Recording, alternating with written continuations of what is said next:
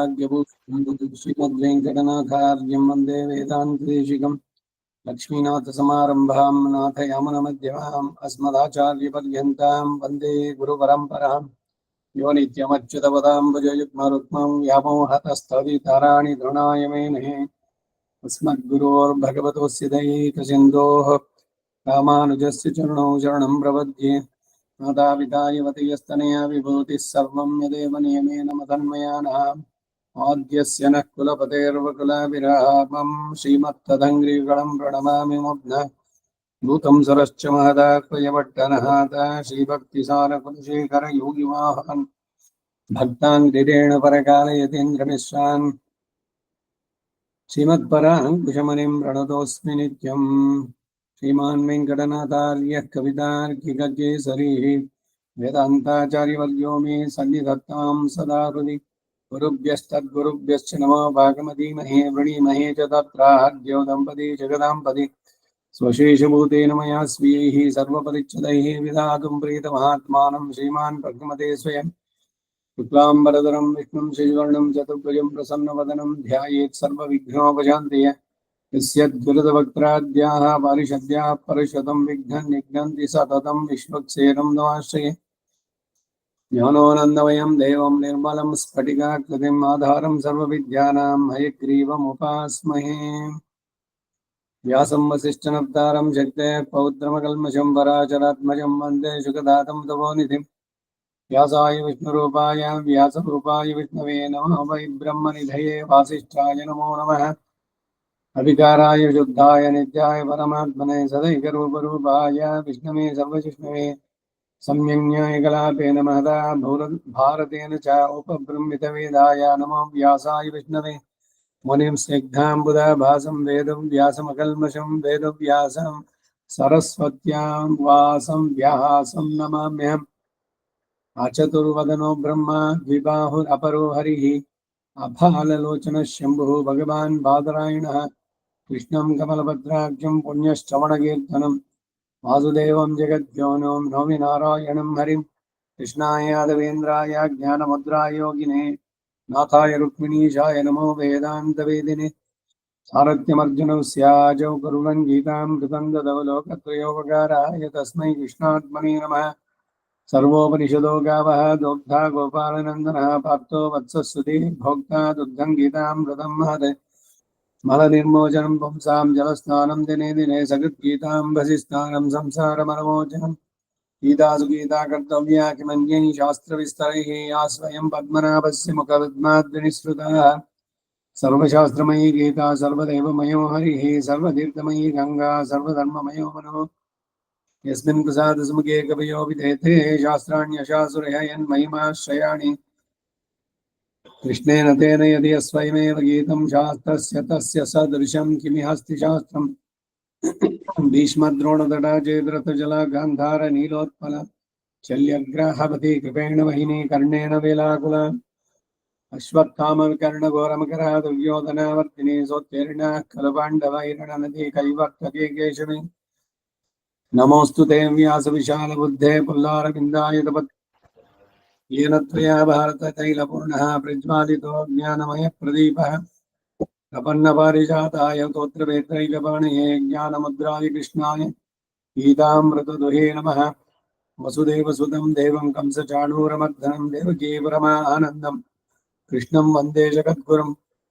पाराशर्यवचः सरोजमोहनं गीतार्थगन्धोत्कटं नानाख्यानककेसरं हरिकथां सम्बोधनाबोधितं लोके सज्जनपदैराहराहः विवीयमानं मुदा भूयाद्भारतपङ्कजकलिमलप्रध्वंसिनः श्रेयसे मूकं करोति वाचालं पङ्गुं लङ्घयते गिरिं यत्कृपातमहं वन्दे परमानन्दमाधवं यं ब्रह्मा वरुणेन्द्ररुद्रमरुतस्तुन्वन्ति दिव्यैस्तवैः वेदैः साङ्गपदक्रमोपनिषदैः गायन्ति यं सामगाः ध्यानावस्थिततद्गतेन मनसा पश्यन्ति यं योगिनो स्यान्तं न विदुःसुरासुरगणः देवाय तस्मै नमः पार्थाय प्रतिबोधितां भगवता नारायणेन स्वयं व्यासेन ग्रथितां पुराणमुनिना मध्ये महाभारतम् अद्वैतामृतवर्षिणीं भगवतीमष्टादशाध्यायिनीम् अम्ब त्वामनुसन्धदामि भगवद्गीते भवद्वेषिणीम् अष्टमैषी समेता श्रीकृष्णाय परब्रह्मणे नमः। अथ श्रीमद्भगवद्गीतासु उपनिषत्सु ब्रह्मविद्यायां योगशास्त्रे श्रीकृष्णार्जुनसंवादे राजविद्या राजगुह्यो योगो नाम नवमोऽध्याये चतुर्विंशतिश्लोकः 24ನೇ ಶ್ಲೋಕ। अहं हि सर्वयज्ञानां भोक्ता च प्रभुरेव च न तु माम् अभिजानन्ति तत्त्वेन तश्च्यवन्ति ते। ಇದರ ಅವತಾರಿಕೆಯನ್ನ ನಿನ್ನೆ ನೋಡಿದ್ವಿ. ವಿಶೇಷ ಬ್ರಹ್ಮ ರುದ್ರ ಇಂದ್ರಾದಿ ಎಲ್ಲರಿಗೂ ಕೂಡ ಅಂತರ್ಯಾಮಿಯಾಗಿ ಇದ್ದಾನೆ ಎಲ್ಲರಲ್ಲೂ ಕೂಡ ಅನ್ನೋದನ್ನು ಹೇಳಿ ಮುಂದಕ್ಕೆ ಶ್ಲೋಕಕ್ಕೆ ಅರ್ಥ. ಈ ಶ್ಲೋಕದಲ್ಲಿ ಜ್ಞಾನಿಗೆ ಇರುವ ಅಧಿಯಜ್ಞ ಜ್ಞಾನವು ಕಾಮಕಾಮಿಯಾಗಿರುವ ಐಶ್ವರ್ಯಾರ್ಥಿಗಳಿಗೆ ಇಲ್ಲವಾದ್ದರಿಂದ ಆತನಿಗೆ ಪುನರಾವೃತ್ತಿ ರೂಪ ಚ್ಯವನ ಧರ್ಮ ಉಳ್ಳವರು ಅಂತ ಹೇಳ್ತಾರೆ. ಸರ್ವಯಜ್ಞಾನಾಂ ಇಂದ್ರಾದಿಗಳನ್ನ ಉದ್ದೇಶಿಸಿ ಮಾಡುವಂತಹ ಸಮಸ್ತ ಯಜ್ಞಗಳಿಗೂ ಭೋಕ್ತಾಚ ಭೋಕ್ತೃವು ಅಂತ ಹೇಳಿದ್ರ ಅಭಿಪ್ರಾಯ ಅವುಗಳಿಂದ ಆರಾಧ್ಯನು ಎಂಬ ಅಭಿಪ್ರಾಯ ಇದೆ. ಪ್ರಭುರೇವಚ ಆ ಯಜ್ಞಗಳು ಸಾಂಗವಾಗಿ ವೀರ್ಯವತ್ತರಾಗಿ ನಡೆದು ಫಲಪ್ರದವಾಗಿ ಆಗ ಮಾಡುವಂತಹ ಸರ್ವಶಕ್ತನಾದವನು ಸಹ ಅಹಂ ಹಿ ನಾನೇ ಅಷ್ಟೇ. ಈ ಶಬ್ದದಿಂದ ಇನ್ಯಾರಿಗೂ ಭೋಕ್ತವಾಗಿಯೋ ಪ್ರಭುವಾಗಿಯೋ ಇರಲು ಸಾಧ್ಯವೇ ಇಲ್ಲ ಎಂಬುದು ನಿರ್ವಿವಾದ ಎಂಬ ಭಾವವು ಇಲ್ಲಿ ಸೂಚಿತ. ಹೀಗಲ್ಲವೇ ನನ್ನನ್ನು ತಿಳಿಯತಕ್ಕದ್ದು. ಅವನು ಇದ್ದಾನೆ, ಬೇರೆಯವರು ಇದ್ದಾರೆ, ಇವನು ಇರ್ಲಿ ಅವರುಗಳು ಇರ್ಲಿ ಅಂದ್ರೆ ಸರಿಯಾಗಿ ತಿಳಿಬೇಕಾದದ್ದು ಇದು. ಆದರೆ ಹೇತು ಆ ಐಶ್ವರ್ಯ ಕಾಮಿಗಳಾದರೂ ತತ್ವೇನ ಇಂತಹ ಯಥಾರ್ಥವಾದಂತಹ ಜ್ಞಾನ, ಆ ಜ್ಞಾನದಿಂದ ಮಾಂ ಸರ್ವ ಯಜ್ಞ ನಿರ್ವಾಹಕನಾಗಿ ಫಲದಾತವಾದಂತ ನನ್ನನ್ನ ನ ಅಭಿಜಾನಂತಿ ಚೆನ್ನಾಗಿ ತಿಳಿಯೋದಿಲ್ಲ.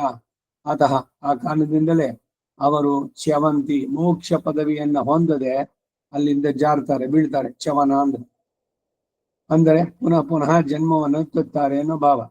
ಜಾರುತ್ತಾರೆ ಅಂದ್ರೆ ಎಲ್ಲಿಂದ ಅಂತ ಪ್ರಶ್ನಿಸಿ ಅವರು ಸ್ವರ್ಗಾದಿ ಲೋಕಗಳಲ್ಲಿ ಅನುಭವಿಸುತ್ತಿದ್ದ ಪದವಿಯಿಂದ ಅಂತಾನು ಕೂಡ ಹೇಳ್ಬೋದು. ಯಾಕೆ ಸ್ವರ್ಗ ಕಾಮ ಯಜೇತ, ಮುಂದಕ್ಕೆ ಕ್ಷೀಣೆ ಪುಣ್ಯ ಮರ್ತ್ಯಲೋಕಂ ವಿಶಂತಿ. ಮುಂದಿನ ಶ್ಲೋಕದಲ್ಲಿ ಯಾಂತಿ ಎಂಬ ಶಬ್ದದಿಂದ ಸೂಚಿತವಾದಂತಹ ದೇವಾದಿ ಲೋಕಗಳಿಂದ ಅಂತ ಕೂಡ ಹೇಳ್ಬೋದು. ಇಲ್ಲಿರುವ ಚವಂತಿ ಎಂಬ ಶಬ್ದ ಏತು ಶಿಷ್ಟಾಶ್ರಯೋ ಭಕ್ತ ಫಲಕಾಮ ಹಿತೇರಮತಃ ಸರ್ವೇ ಚ್ಯವನ ಧರ್ಮಾಣ ಪ್ರತಿಬುದ್ಧಸ್ತು ಮೋಕ್ಷ ಭಾಗ್ಯ ಎಂಬ ಪ್ರಮಾಣವನ್ನ ಸ್ಮರಿಸುವ ಹಾಗೆ ಮಾಡುತ್ತೆ. ಅಲ್ಲಿ ಚವನ ಶಬ್ದಕ್ಕೆ ಯಾವ ಅರ್ಥವೋ ಆ ಅರ್ಥವನ್ನ ಇಲ್ಲಿ ಇಟ್ಟುಕೊಳ್ಳತಕ್ಕದ್ದು. ಜ್ಞಾನಿಗಳಿಗೆ ನಾನು ಸರ್ವ ಶರೀರಕನಾಗಿ ಸರ್ವಕ್ಕೂ ಆತ್ಮ ಎಂಬ ಜ್ಞಾನ ಇರೋದ್ರಿಂದ ಅವರುಗಳು ಮೋಕ್ಷ ಪ್ರಾಪ್ತಿಯು ನನ್ನನ್ನು ಸೇರಿತು.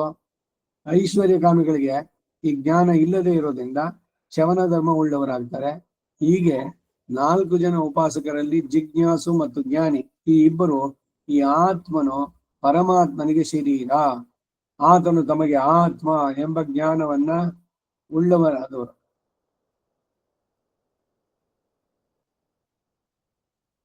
ಪರಮಾತ್ಮನಿಗೆ ಎಲ್ಲವೂ ಶರೀರ ಅಂತ ಆದ್ಮೇಲೆ ನಮಗಾಗಿ ಏನೋದೇನು ಅಲ್ಲಿ ಬರೋದಿಲ್ಲ.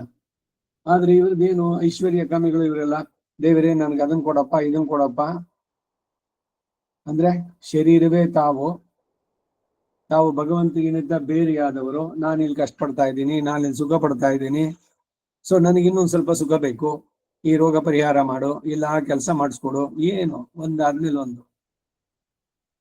ಆ ಜ್ಞಾನ ಇಲ್ಲದೆ ಇರೋದ್ರಿಂದ ಅವರು ಭಗವಂತ ತಮಗೆ ಆತ್ಮ ಅನ್ನುವಂಥದ್ದು ಇಲ್ಲದೆ ಇರೋದ್ರಿಂದ ಅಪುನರಾವೃತ್ತಿ ಉಳ್ಳವರು, ಮಿಕ್ರ ತ್ರೈವಿಧ್ಯ ನಿಷ್ಠರಾದ ಕಾಮಕಾಮಿಗಳು ಚ್ಯವನ ಧರ್ಮ ಉಳ್ಳವರು ಅಂತಾನು ಹೇಳಿದಂತಾಯ್ತು. ಜ್ಞಾನಿಗಳಿಗೆ ಪುನರಾವೃತ್ತಿ ಇಲ್ಲ, ಪುನರ್ಜನ್ಮ ಅನ್ನೋದಿಲ್ಲ, ಪುನಃ ಗರ್ಭವಾಸದ ದುಃಖ ಇಲ್ಲ. ಅಜ್ಞಾನಿಗಳಾದವರು ಅಂದ್ರೆ ಭಗವಂತನನ್ನ ಸರಿಯಾಗಿ ತಿಳಿದೇ ಇದ್ದವರು ಅಷ್ಟೇ ಅಜ್ಞಾನಿಗಳು ಅಂದ್ರೆ ಅರ್ಥ ಇಲ್ಲಿ ಅಷ್ಟೇ. ಈಗ ಇದರ ಭಾಷ್ಯವನ್ನು ನೋಡೋಣ. ಪ್ರಭುರೇವಚ ತತ್ರ ಫಲಪ್ರದಾತ ಚ ಅಹಮೇವ ಇತ್ಯರ್ಥಃ. ಕಾಮ್ಯಕರ್ಮನಿಷ್ಠರು ವೇದ ಪ್ರಕ್ರಿಯೆಗಳನ್ನ ವಿಧಿಗಳನ್ನ ಚೆನ್ನಾಗಿ ಅನುಸರಿಸಿ ಶ್ರದ್ಧೆಯಾನ್ವಿತರಾಗಿ ಮಾಡಿದ್ರು ಕೂಡ ಅವರು ಅವಿಧಿ ಪೂರ್ವಕವಾಗಿ ಅನುಷ್ಠಿಸುವಂತವರು ಅಂದರೆ ಪರಸ್ಪರ ವಿರೋಧವಾಗಿ ತೋರ್ಬೋದು. ಇದು ಅಭಿಪ್ರಾಯ ಏನು ಅಂದ್ರೆ ಅಧ್ಯಾತ್ಮ ಶಾಸ್ತ್ರ ದೃಷ್ಟ್ಯ ಅನುಷ್ಠಿಸೋದಿಲ್ಲ. ಅಧ್ಯಾತ್ಮ ಶಾಸ್ತ್ರ ಅಂದ್ರೆ ಏನು? ಆತ್ಮದ ಬಗ್ಗೆ ತಿಳಿಬೇಕು ಅನ್ನೋದಿಲ್ಲ ಅವರಿಗೆ. ಫಲಕಾಮಿಗಳು, ಐಶ್ವರ್ಯ ಅದು ಬೇಕು, ಧನ ಧಾನ್ಯ ಪಶು ಬಹುಪುತ್ರ ಲಾಭ, ದೀರ್ಘವಾದ ಆಯಸ್ಸು, ರೋಗದ ಪರಿಹಾರ, ಇನ್ನೇನೇನೇನು ಬೈಕೆಗಳು, ಅಂದ್ರೆ ಶರೀರವೇ ನಾನು, ಇಲ್ಲಿಯ ಭೋಗವೇ ಪರಮ ಇದಾದ್ದು ಅಂತ ಇರುವಂತವ್ರು ಅವರುಗಳು. ಅಭಿಪ್ರಾಯ ಏನು ಅಂದ್ರೆ ಅಧ್ಯಾತ್ಮ ಶಾಸ್ತ್ರ ದೃಷ್ಟ್ಯ ಇವರು ಅನುಷ್ಠಿಸೋದಿಲ್ಲ ಅಂತ ಹೇಳಿದ್ದಾಯ್ತು. ಆದ್ರೆ ಇಲ್ಲಿ ಪುನಃ ಸ್ಪಷ್ಟಪಡಿಸಿ ವಿವರಿಸ್ತಾರೆ. ಹೀಗೆ ವಿವರಿಸೋದ್ರಿಂದ ಅಂತಹ ಅನುಷ್ಠಾನವು ಅಲ್ಪ ಅಸ್ಥಿರ ಫಲ ಹೇತುವಾಗುವುದರಿಂದ, ಅಲ್ಪವಾದಂತಹದ್ದು ಅಸ್ಥಿರವಾದ ಫಲಗಳನ್ನು ಕೊಡೋದಕ್ಕೆ ಅದು ಕಾರಣವಾಗೋದ್ರಿಂದ ಅದು ಉಪಾದೇಯವಲ್ಲ ಅಂತ ತಿಳಿಸ್ತಾರೆ. ಇಲ್ಲಿ ಮಿಕ್ಕಿದ್ದೆಲ್ಲವೂ ಸ್ಪಷ್ಟ ಎಂದು ಭಾವದಿಂದ ಮೇಲಿನ ಅವತಾರಿಕೆಯಿಂದಲೇ ಶ್ಲೋಕ ತಾತ್ಪರ್ಯ ವ್ಯಕ್ತ ಎಂಬುದು ಅನ್ನೋದ್ರಿಂದಲೂ ಕೂಡ ಪ್ರಭು ಏವಚ ಎಂಬುದಕ್ಕೆ ಮಾತ್ರ ವ್ಯಾಖ್ಯಾನ ಬರೀತಾರೆ. ತತ್ರ ಆಯಾ ಸಂದರ್ಭದಲ್ಲಿ ಅಥವಾ ಸ್ವರ್ಗಾದಿ ಪ್ರಾರ್ಥಿತ ಲೋಕಗಳಲ್ಲಿ ಫಲಪ್ರದಾತ ಚ ಫಲವನ್ನು ಕೊಡುವನು ಸಹ ಅಹಮೇವ ಇತ್ಯರ್ಥ, ನಾನೇ ಎಂಬ ಭಾವ. ತಾನೇ ಯಜ್ಞಾದಿಗಳಿಗೆ ಭೋಕ್ತಾ ಎಂದು ಹಿಂದೆ ಭೋಕ್ತಾರಂ ಯಜ್ಞ ತಪಸಾಂ 5ನೇ ಅಧ್ಯಾಯ 29ನೇ ಶ್ಲೋಕ ಅದರಲ್ಲೂ ಕೂಡ ಹೇಳಿದ್ದಾಯ್ತು. ಮತ್ತು ತಾನೇ ಫಲಪ್ರದಾತ ಎಂಬುದನ್ನು ಕೂಡ ಹಿಂದೆ ಲಭತೇಜ ತತಃ ಕಾಮಾನೆ ಮಯೈವ ವಿಹಿತಾನ್ ಹಿತಾನೆ 7ನೇ ಅಧ್ಯಾಯ 22ನೇ ಶ್ಲೋಕದಲ್ಲೂ ಉಪಪಾದಿತ. ಇಲ್ಲಿ ಪ್ರಭು ಶಬ್ದವು ಸಮರ್ಥನು ಎಂಬ ಅರ್ಥದಲ್ಲಿ ಉಪಯೋಗಿಸುವುದರಿಂದ ಫಲವನ್ನು ಉಂಟು ಮಾಡುವುದರಲ್ಲಿ ಸಮರ್ಥ. ಪ್ರಭು ಅಂದ್ರೆ ಏನು? Is a lord, supreme. ನಾನೇ ಆತನ ಸತ್ಯ ಸಂಕಲ್ಪದಿ ಮಹಾತ್ಮೆ ಅಂತಹದ್ದು ಎನ್ನುವ ಭಾವ. ಇಂದ್ರಾದಿಗಳನ್ನು ಕುರಿತು ಕಾಮ್ಯ ಫಲಾರ್ಥಿಯು ಯಜ್ಞಗಳನ್ನು ಅನುಷ್ಠಿಸಿದ್ರು ಫಲ ಕೊಡುವಂತ ಅವನು ಪರಮ ಪುರುಷನೇ. ಯಾಕೆಂದ್ರೆ ಇಂದ್ರಾದಿಗಳು ಸ್ವಂತ ಸ್ವತ್ತಾಗಿ ಯಾವುದೂ ಇಲ್ಲ. ಇಂದ್ರಾದಿಗಳು ಸರ್ವವು ಸರ್ವೇಶ್ವರನ ವಿಭೂತಿ ಆದ್ದರಿಂದ ಸರ್ವೇಶ್ವರನೇ ಕೊಡ್ತಾನೆ ಅಂತ ಹೇಳಿದಂತಾಯ್ತು. ಆಗಲಿ ಯಜ್ಞಾದಿಗಳು ನಡೆಯುವುದು ಎಂದು ಇಲ್ವೇ? ಫಲವು ಕೃಷಿಯಿಂದಲ್ಲವೇ ಧಾನ್ಯ ಪ್ರಾಪ್ತಿ. ಹೀಗಿರುವಾಗ ಯಜ್ಞಾದಿಗಳೇ ಫಲಪ್ರದ ಅಲ್ಲವೋ? ಒಂದು ವೇಳೆ ಯಜ್ಞವು ಭೂತಕಾಲದಲ್ಲಿ ನಡೆದು ಒಡನೆ ಫಲ ಇಲ್ದಿದ್ರು ಕೂಡ ಅಪೂರ್ವ ಅಥವಾ ಅದೃಷ್ಟ ಎಂಬುದು ಉಂಟಾಗಿ ಫಲಪ್ರಾಪ್ತಿ ಅಲ್ವೋ ಅಂದರೆ ಫಲಮತ ಉಪಪತ್ತೇಹೇ ಎಂಬ ಬ್ರಹ್ಮಸೂತ್ರದಲ್ಲಿ ಈ ಅಚೇತನಗಳಾದ ಯಜ್ಞಗಳಿಂದ ಯಾವ ಫಲವು ದೊರೆಯಲಾರದೋ ಅಪೂರ್ವ ಕಲ್ಪನೆಯು ಅನಾವಶ್ಯಕ, ಫಲವನ್ನು ಕೊಡುವವನು ಸಕಲ ಕರ್ಮಾರಾಧ್ಯನಾದಂತಹ ಭಗವಂತನೇ ಅಂತ ತಿಳಿಬೇಕು. ಈಗ ಇಂದ್ರಾದಿಗಳನ್ನು ಬೇರೆ ಬೇರೆ ಇತರ ದೇವತೆಗಳನ್ನು ಪೂಜೆ ಮಾಡ್ಬೇಕಾದ್ರೆ ಅವರಿಗೆ ಅಂತರ್ಯಾಮಿಗಿರೋನು ನಾರಾಯಣ ಅವನೇ ಕೊಡ್ತಾ ಇದ್ದಾನೆ ಅನ್ನೋ ಭಾವ ಇದೆಯೋ? ಎಲ್ಲೋ ಕೇಳಿದ್ರಿ ಅಥವಾ ಯಾರೋ ಹೇಳಿದ್ರು ಆ ಪವಾಡ ಆ ದೇವತೆಗೆ ನೀವು ಹರಿಸ್ಕೊಂಡ್ರೆ ಅದಕ್ಕೆ ಈ ಹರಕೆ ಅನ್ನೋದೇನೆ ಬೇಸಿಕ್ ಆಗಿ ಎಲ್ಲ ಏನು ಅಂದ್ರೆ ಬಿಸ್ನೆಸ್ ಮಾಡೋದು ಭಗವನ್ ಹತ್ರ. ನಾನು ನಿಂಗೆ ತುಪ್ಪದ ದೀಪ ಹಚ್ತೀನಿ, ನೀನ್ ಆ ಕೆಲಸ ಮಾಡ್ಕೊಡು. ನಾನು ನಿನ್ ಕಿರೀಟ ಮಾಡಿಸ್ಕೊಡ್ತೀನಿ, ನೀನ್ ನನಗೆ ಇದ್ ಮಾಡ್ಕೊಡು. ವ್ಯವಹಾರ ಮಾಡುವಂಥದ್ದು ಭಗವಂತನ ಜೊತೆಗೆ. ಅವಾಗ ಏನು ಅಂದ್ರೆ ಭಗವಂತ ಬೇರೆ, ನಾವು ಬೇರೆ. ಅದೇನೋ ಆ ಭಗವಂತ ಆ ಫೋಟೋದಲ್ಲೋ ಆ ವಿಗ್ರಹದಲ್ಲೋ ಅಥವಾ ದೇವ್ರ ಮನೆಯಲ್ಲಿ ಮಾತ್ರ ಇದ್ದಾನೆ, ಬೇರೆ ಕಡೆನಲ್ಲಿ ಇದ್ದಾನೆ ಅನ್ನೋ ಅರಿವು ಇರುತ್ತೇನೋ? ಇದು ಹೇಳೋದು. ಇನ್ನು ಈ ಒಂದು ಶ್ಲೋಕ ಇದೆಯಲ್ಲ, ಅಹಮ್ಮಿ ಸರ್ವಯಜ್ಞಾನ ಭೋಕ್ತಾಚ ಪ್ರಭುರೇವಚ, ಇದನ್ನು ಸರಿಯಾಗಿ ತಿಳಿದ್ರೆ ಕರ್ಮ ಸಿದ್ಧಾಂತದ ಇದಕ್ಕೂ ಕೂಡ ಉತ್ತರ ಬರುವಂತಹದ್ದು. ಯಾಕೆ ವೈವಿಧ್ಯತೆಗಳು? ಒಬ್ಬರು ಸುಖಿ, ಒಬ್ಬರು ದುಃಖಿ, ಒಬ್ಬರು ರೋಗಿ, ಇನ್ನೊಬ್ರು ಚೆನ್ನಾಗಿದ್ದಾನೆ, ಇವನಿಗೆ ಉತ್ಸಾಹದಿದ್ದಾನೆ, ಮತ್ತೊಬ್ಬ ನಿರುತ್ಸಾಹಿ. ಎಲ್ಲದಕ್ಕೂ ಕೇಳಿದ್ರೇನು? ಅದು ಅವರವರ ಕರ್ಮ. ಆ ಕರ್ಮದಕ್ಕೂ ಅಂದ್ರೆ ಕರ್ಮವೇ ಫಲ ಕೊಡ್ತಾ ಇದೆಯಾ? ಇಲ್ಲ ಕರ್ಮಕ್ಕೆ, ಕರ್ಮ ಅಂದ್ರೆ ಏನು? ಏನೇನು ದೇವತೆನ ಇಲ್ಲ ದೆವ್ವವಾದು? ಈ ಕರ್ಮಠರು ನೈಯಾಯಿಕರು ಇವರುಗಳೆಲ್ಲ ಹೇಳುವುದೇನು ಅಂದ್ರೆ ಭಗವಂತ ಇದ್ದಾನೆ ಅಂತ ಒಪ್ಕೊಳ್ತಾರೆ, ಆದ್ರೆ ಭಗವಂತನಿಂದ ಅವ್ರಿಗೆ ಏನು ಆಗ್ಬೇಕಾಗಿಲ್ಲ. ನೀವೇನೋ ಒಂದು ಕೆಲಸ ಮಾಡಿದೆ, ಒಳ್ಳೇದೋ ಕೆಟ್ಟದ್ದು, ಒಳ್ಳೇದ್ ಕೆಲಸ ಮಾಡಿದ್ರೆ ಅದ್ರ ಒಂದು ಶಕ್ತಿ ಉಂಟಾಗುತ್ತೆ. ಆ ಶಕ್ತಿ ನಿಮಗೆ ಆ ಫಲವನ್ನು ಕೊಟ್ಬಿಟ್ಟು ಹೋಗ್ಬಿಡುತ್ತೆ. ಫಲ ಕೊಟ್ಮೇಲೆ ಶಕ್ತಿ ಇರೋಲ್ಲ, ಒಳ್ಳೇದಾಗ್ಲಿ ಕೆಟ್ಟದ್ದಾಗ್ಲಿ. ಇದು ಅವ್ರು ಹೇಳುವಂತ ಸಿದ್ಧಾಂತದ ಪ್ರಕಾರ. ಏನು ಅಂದ್ರೆ ಒಳ್ಳೆಯದೋ ಕೆಟ್ಟದ್ದೋ ಕೊಡೋ ಅಂತವನು ಭಗವಂತನೇ. ಅವನು ಕೂಡ ಇಂದ್ರ ಅವರು ಇವರು ಅಂತಲ್ಲ. ಇವ ಗ್ರಹಗಳು ಈ ಇದು ಯಾವ ಗ್ರಹಗತಿಯ ಅವುಗಳು ಕೊಡುವಂತ ಫಲ ಅದು ಯಾರು ಕೊಟ್ರು ಅವ್ರಿಗೆ ಶಕ್ತಿಯನ್ನ? ಉಪನಿಷತ್ತುಗಳು ಇದೆಲ್ಲ ಹೇಳುತ್ತೆ, ಯಾರು ಯಾರು ಯಾವ ಯಾವ ದೇವತೆ ಅನ್ನೋದು. ಭಗವದ್ಗೀತೆನಲ್ಲೂ ಬಂತು ಇದು. ಯೋ ಯೋ ಯಾಮ್ ಯಾಮ್ ತನುಂ ಶ್ರದ್ಧೆಯ ಇಚ್ಛಸಿ ಅಂತ ಬರ್ಬೇಕಾದ್ರೆ, ಯಾರ್ಯಾರು ಯಾವ ಯಾವ ದೇವತೆಯಿಂದ ಶ್ರದ್ಧೆಯಿಂದ ಪೂಜೆ ಮಾಡ್ತಾರೋ ಅವರವರಿಗೆ ಆಯಾಯ ದೇವತೆ ಮುಖಾಂತರ ಫಲ ಕೊಡುವನು ನಾನೇನೆ. ಆದ್ರೆ ನನ್ನನ್ನೇ ನೇರವಾಗಿ ಅವರು ಆಶ್ರಯಿಸಿದ್ದೆ ಆದ್ರೆ ಅವ್ರು ಕೇಳಿದಂತ ಈ ಐಹಿಕ ಫಲಗಳು ಯಾವುದು ಅಲ್ಪವಾದದ್ದು, ಅಸ್ಥಿರವಾದದ್ದು, ಅದರ ಜೊತೆಗೆ ನಾನು ಮೋಕ್ಷವನ್ನು ನಾನು ಕೊಡಬಲ್ಲೆ, ಅವ್ರು ಕೊಡಕ್ಕಾಗಲ್ಲ ಇದ್ರೆ. ಈಗ ಭಗವಂತ ನಾನು ಸುಪ್ರೀಮೋ, ನನ್ನ ಹತ್ರಕ್ಕೆ ಬನ್ನಿ, ಅವ್ರನ್ನೆಲ್ಲ ಬಿಟ್ಬಿಡಿ ಅಂತ ಹೇಳ್ತಿಲ್ಲ. ಅವರವರ ಮುಖಾಂತರವಾಗಿ ನಡೆಸಬೇಕಾದದ್ದು. ವೇದದಲ್ಲಿ ಹೇಳಿದಂತ ಯಜ್ಞ, ಇವಾಗ ಇದ್ರಲ್ಲಿ ಅಗ್ನಿಯನ್ನು ಉಪಾಸನೆ ಮಾಡಬೇಕು. ಅಗ್ನೇನ ಯಶಪತಾರಾಯೇ ಪ್ರಾರ್ಥನೆ ಏನಿದೆ ಅದುಗಳನ್ನ ನಡೆಸೋದು ವಿದ್ಯುಕ್ತವಾಗಿ ಶ್ರದ್ಧೆಯಿಂದ ಅವುಗಳನ್ನು. ಅದರಿಂದ ಪ್ರೀತನಾಗುವನ್ ಯಾರು ಅಂದ್ರೆ ಆ ಇಂದ್ರನಿಗೆ ಅಂತರ್ಯಾಮಿ ಆಗಿರುವಂತ ಭಗವಂತನ ತನಕ ಅದು ಹೋಗುವಂತ. ಇದನ್ನ ತಿಳಿದ್ರೆ ಏನಾಗುತ್ತೆ ಅಂದ್ರೆ ನಮ್ಮ ನಮ್ಮ ಕರ್ಮಗಳಿಗೆ ಯಾವ್ದೋ ದೇವತೆ ಉಪಾಸನೆ ಮಾಡಿದ್ವಿ, ಅವನ ಅದರಿಂದ ಏನೋ ಕೊಟ್ಟ. ಇವ ಸತ್ಯನಾರಾಯಣ ಪೂಜೆ ಮಾಡಿದ್ವಿ ವ್ರತಾನ, ಆ ಸತ್ಯನಾರಾಯಣ ವ್ರತದಿಂದ ಪೂಜೆ ಆಗಿ ಅದರಿಂದ ಪ್ರೀತನಾಗಿ ಕೊಡವನವನು ಯಾರು? ಇವನೇನೆ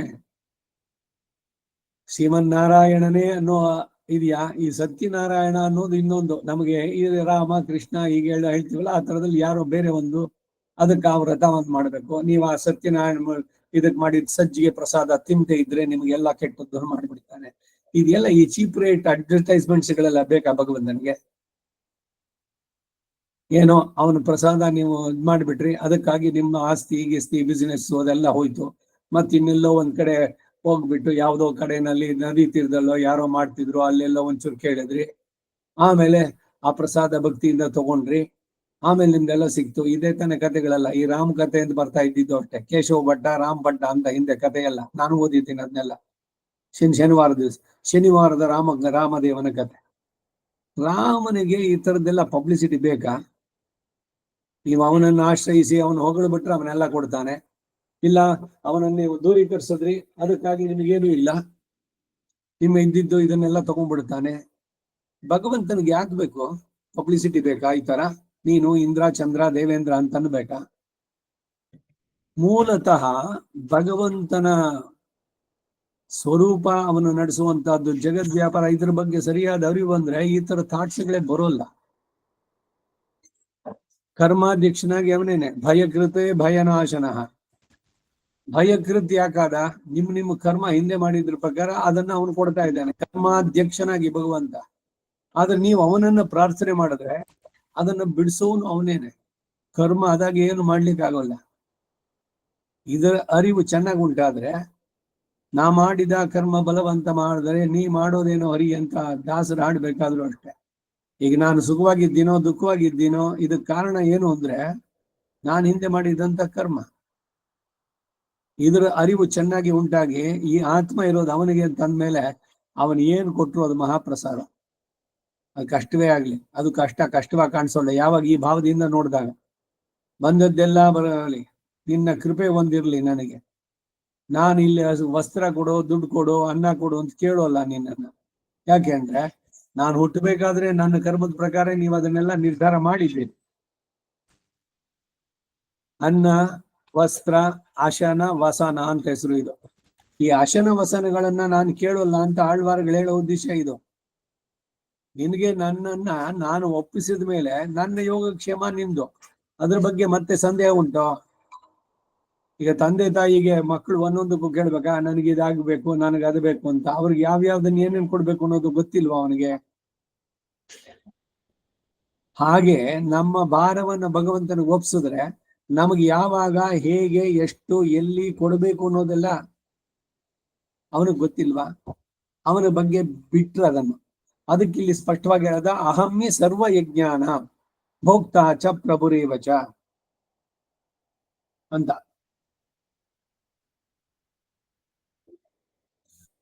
ಭಗವಂತ ಸತ್ಯ ಸಂಕಲ್ಪ, ಸಕಲೇತರ ವಿಲಕ್ಷಣ, ಸರ್ವಸ್ಯ ಸಾಕ್ಷಿ, ಸರ್ವಸ್ಯ ಈಶಾನಃ, ನಿಖಿಲ ಜಗದಾಧಾರ. ಒಂದೊಂದೊಂದೊಂದು ಪದವು ಅಷ್ಟು ಅರ್ಥಗರ್ಭಿತವಾಗಿರುವಂತಹದ್ದು.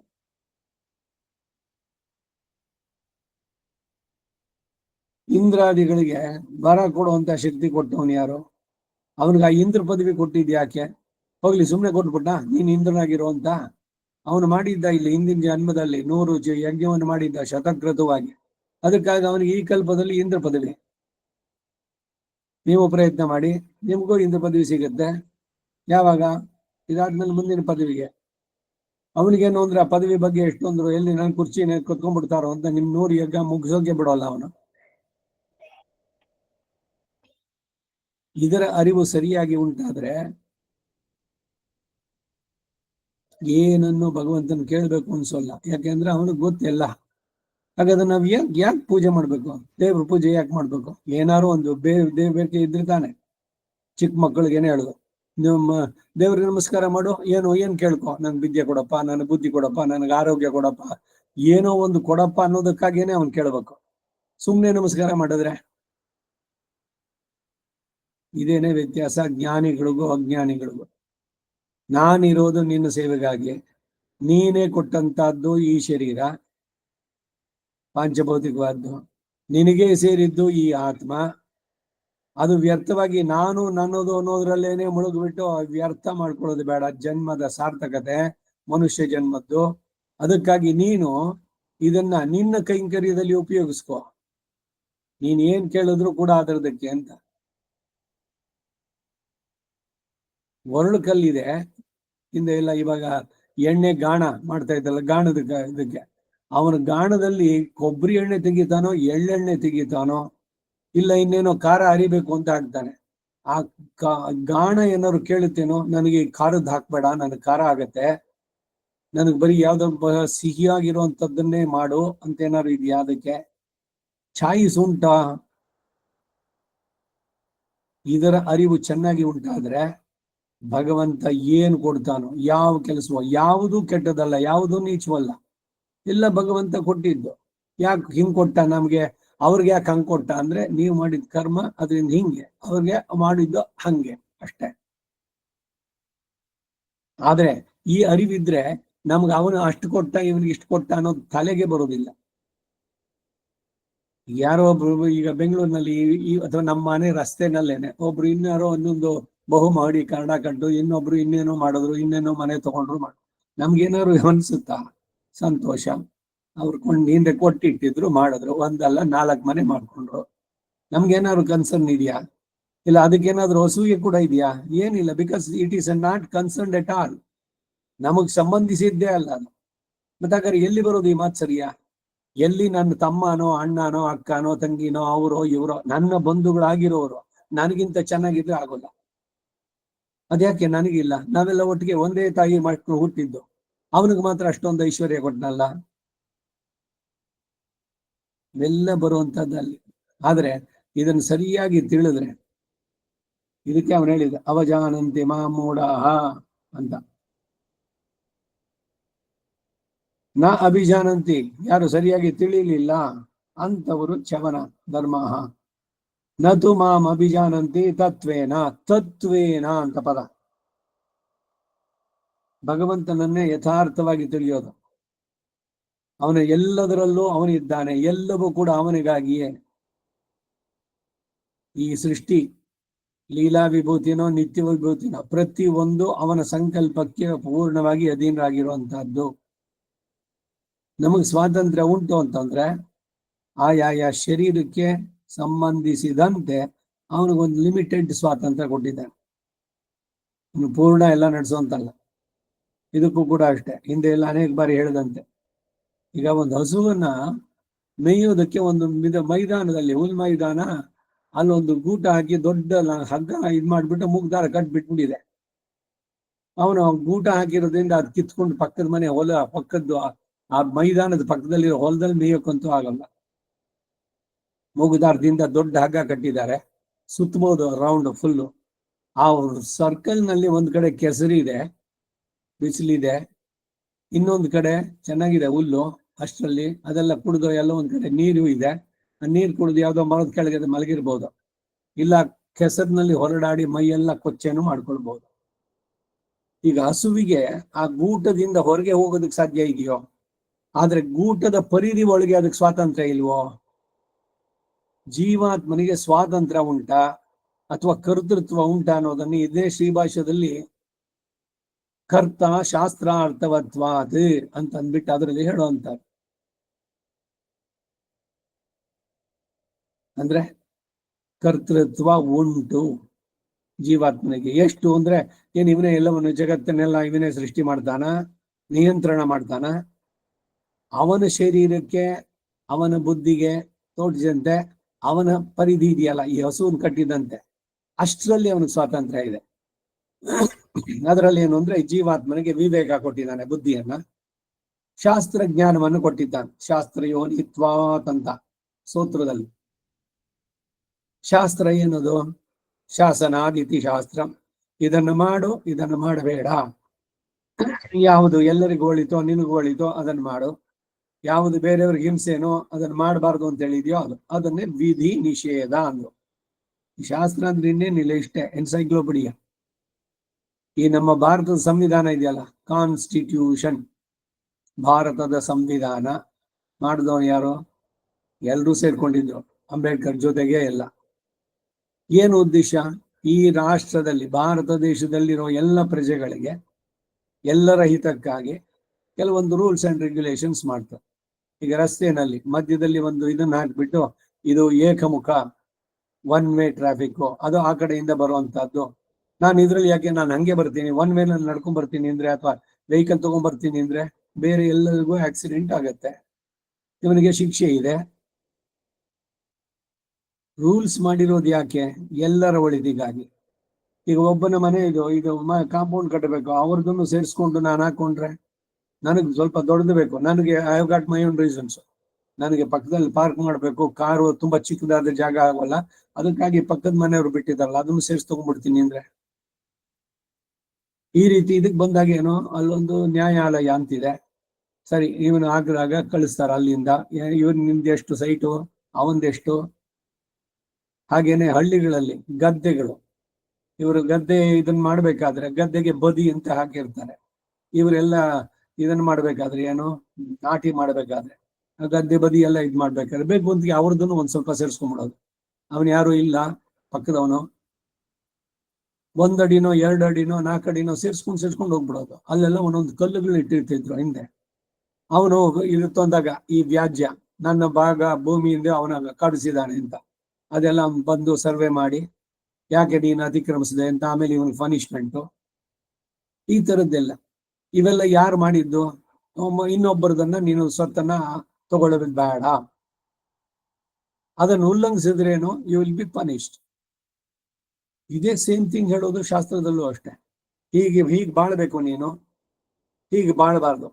ಇನ್ನೊಬ್ಬನಿಗೆ ಹಿಂಸೆಯನ್ನು ಉಂಟು ಮಾಡಿ ಅಥವಾ ಮತ್ತೊಬ್ಬನ ಆಸ್ತಿಯನ್ನು ಹಣವನ್ನು ಮಾ ಕಶ್ಚಿತ್ ಮಾಗೃದ ಕಸ್ಯ ಸ್ವಿಧನಂ ಅಂತ ಈಶಾವಾಸ್ಯ ಉಪನಿಷತ್. ಈಶಾವಾಸ್ಯಮಿದಂ ಸರ್ವಂ, ಈಶಾವಾಸ್ಯಂ ಇದಂ ಸರ್ವಂ. ಈ ಸಮಸ್ತವೂ ಕೂಡ ನಮ್ಗೇನ್ ಕಾಣಿಸುತ್ತೋ ಈ ಎಲ್ಲ ಲೋಕಗಳು ಎಲ್ಲವೂ ಕೂಡ ಅವನಿಗೆ ಸೇರಿದ್ದು, ಭಗವಂತನಿಗೆ. ಯತ್ ಕಿಂಚ ಜಗತ್ಯಾಂ ಜಗತ್, ಈ ಲೋಕದಲ್ಲಿ ಒಂದು ಗುಂಡು ಪಿನ್ನಿಂದ ಹಿಡಿದು ಏನೇನಿದೆಯೋ ಸಮಸ್ತವೂ ಕೂಡ ಅದಕ್ಕೆ ಒಡೆಯ ಅವನು. ಅದನ್ನು ಸರಿಯಾಗಿ ತಿಳಿದು ಎಲ್ಲದರಲ್ಲೂ ಅವನು ಭಗನಿದ್ದಾನೆ, ಭಗವಂತನ್ಗೆ ಸೇರಿದ್ದಿದೋ ಅವನೇ ಇದನ್ನ ಇಟ್ಕೊಂಡಿರೋನು. ಇದಕ್ಕೆ ಪ್ರಭು ಯಾರು, ಓನರ್ ಯಾರು ಅಂದ್ರೆ ಅವನೇನೆ. ಈ ಎಲ್ಲದರ ಅರಿವು ಚೆನ್ನಾಗಿ ಇದ್ದವನು ತಾನು ಮಾಡುವುದೆಲ್ಲ ಅವನಿಗಾಗಿ ಅನ್ನೋದನ್ನ ಸಹಜವಾಗಿ ತಿಳಿದ ಮೇಲೆ ಮಾಡ್ತಾನೆ. ಹಾಗೆ ನಡೆಸಿದವನು ಹುಟ್ಟು ಸಾವಿನ ಚಕ್ರದಿಂದ ಬಿಡಿಸ್ಕೊಳ್ತಾನೆ. ಅದರಿಂದ ಈಗ ಒಂದು ಯಜ್ಞ ನಡೆಸಿದಾಗ ಇಂದ್ರನನ್ನು ಕುರಿತು ಹೇಳಿದ್ರು, ಇಲ್ಲ ಸೋಮನನ್ನು ಕುರಿತು ಹೇಳಿದ್ರು, ಅದು ಇಂದ್ರಾದಿಗಳ ಸ್ವತ್ತು ಯಾವುದೂ ಅಲ್ಲ, ಸರ್ವವು ಸರ್ವೇಶ್ವರನ ವಿಭೂತಿ. ಆದ್ದರಿಂದ ಸರ್ವೇಶ್ವರನೇ ಅಲ್ಲಿ ಇಂದ್ರನ ಮುಖಾಂತರ ಕೊಡುವವನು ಅಂತ ಹೇಳಿದಂತ ಇದ್ದು.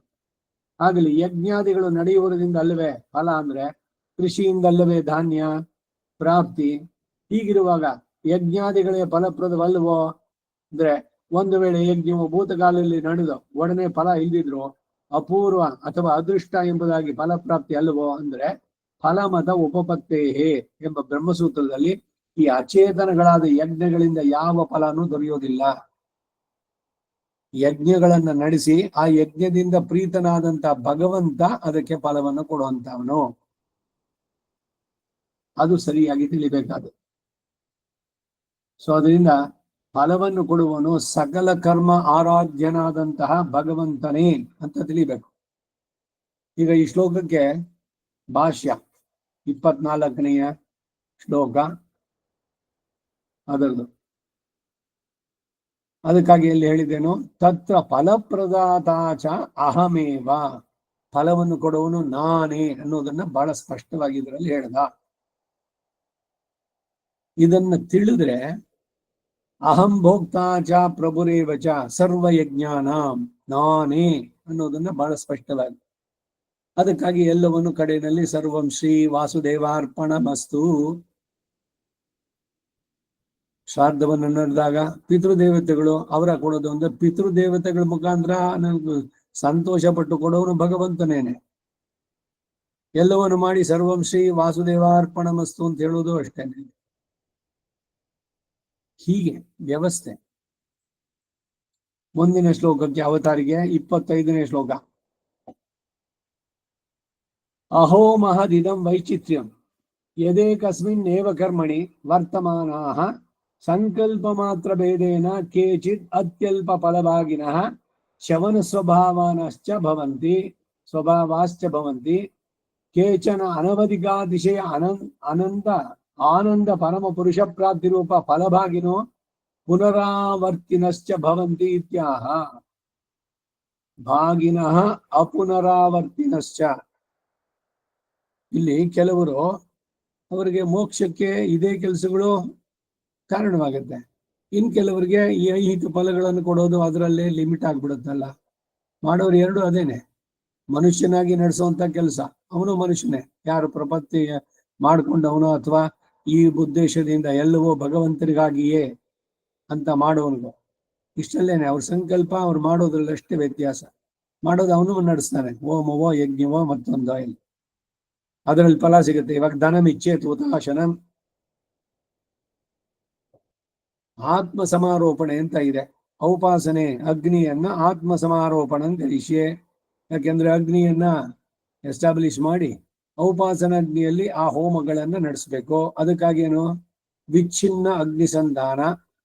ಇವನ ವಿವಾಹದ ದಿವಸ ಮಾಡಿದಂತ ಅಗ್ನಿ ಪ್ರತಿದಿನ ಬೆಳಗ್ಗೆ ಸಂಜೆ ಉಪಾಸನೆ ಮಾಡ್ಬೇಕಾಗಿತ್ತು, ಮಾಡ್ಲಿಲ್ಲ. ಅದಕ್ಕೆ ಅದನ್ನ ಆತ್ಮ ಸಮಾರೋಪಣೆ ಮಾಡ್ಕೊಂಡಿದ್ದು. ಯಾತೆ ಅಗ್ನಿ ಯಜ್ಞ ತನೂಹತ ಯೇಹ ಆರೋಹ ಆತ್ಮಾನಂ ಅಚ್ಚಾ ವಸೂನಿ ಕಣ್ವನ್ನ ಸ್ಮೇನ್ ಅರ್ಯಾ ಪುರೋಣಿ. ತಾನು ಅಗ್ನಿಯನ್ನ ಒಳಕ್ಕೆ ತಗೊಳ್ತಾ ಇದ್ದೀನಿ ಅನ್ನೋ ಭಾವ ಅಲ್ಲಿ ಕಡೆಯಲ್ಲೆಲ್ಲ ಮುಗಿದ ಮೇಲೆ, ಅಗ್ನಿ ಉಪಸ್ಥಾನ ಆದ್ಮೇಲೆ ಅಗ್ನಿಯನ್ನ ತನ್ನ ಹೃದಯದಲ್ಲೇ ಮತ್ತೆ ಇಟ್ಕೊಳ್ಳೋದು. ಈಗ ಭಗವದ್ ಆರಾಧನೆ ಮಾಡ್ಬೇಕಾದ್ರೆ ಭಗವನ್ ಪುಂಡರೀಕಾಕ್ಷ ಹೃದಯಾಗಂತು ಮಯಾ ಕೃತಂ ಆತ್ಮಸಾತ್ ಕುರುಮೇವೇಶ ಸಂಯತ್ವಾಂ. ನಿನ್ನನ್ನ ನಾನು ಅರ್ಚಿಸೋದಕ್ಕೆ, ನಿನಗೆ ಅರ್ಚನೆ ಆರಾಧನೆ ಮಾಡೋದಕ್ಕೆ ನಿನ್ನ ಸಾನ್ನಿಧ್ಯವನ್ನ ಈ ಸಾಲಿಗ್ರಾಮದಲ್ಲೋ ಇಲ್ಲ ವಿಗ್ರಹಗಳಲ್ಲೋ ನೀನು ಉಂಟು ಮಾಡುವಂತ ಪ್ರಾರ್ಥನೆ.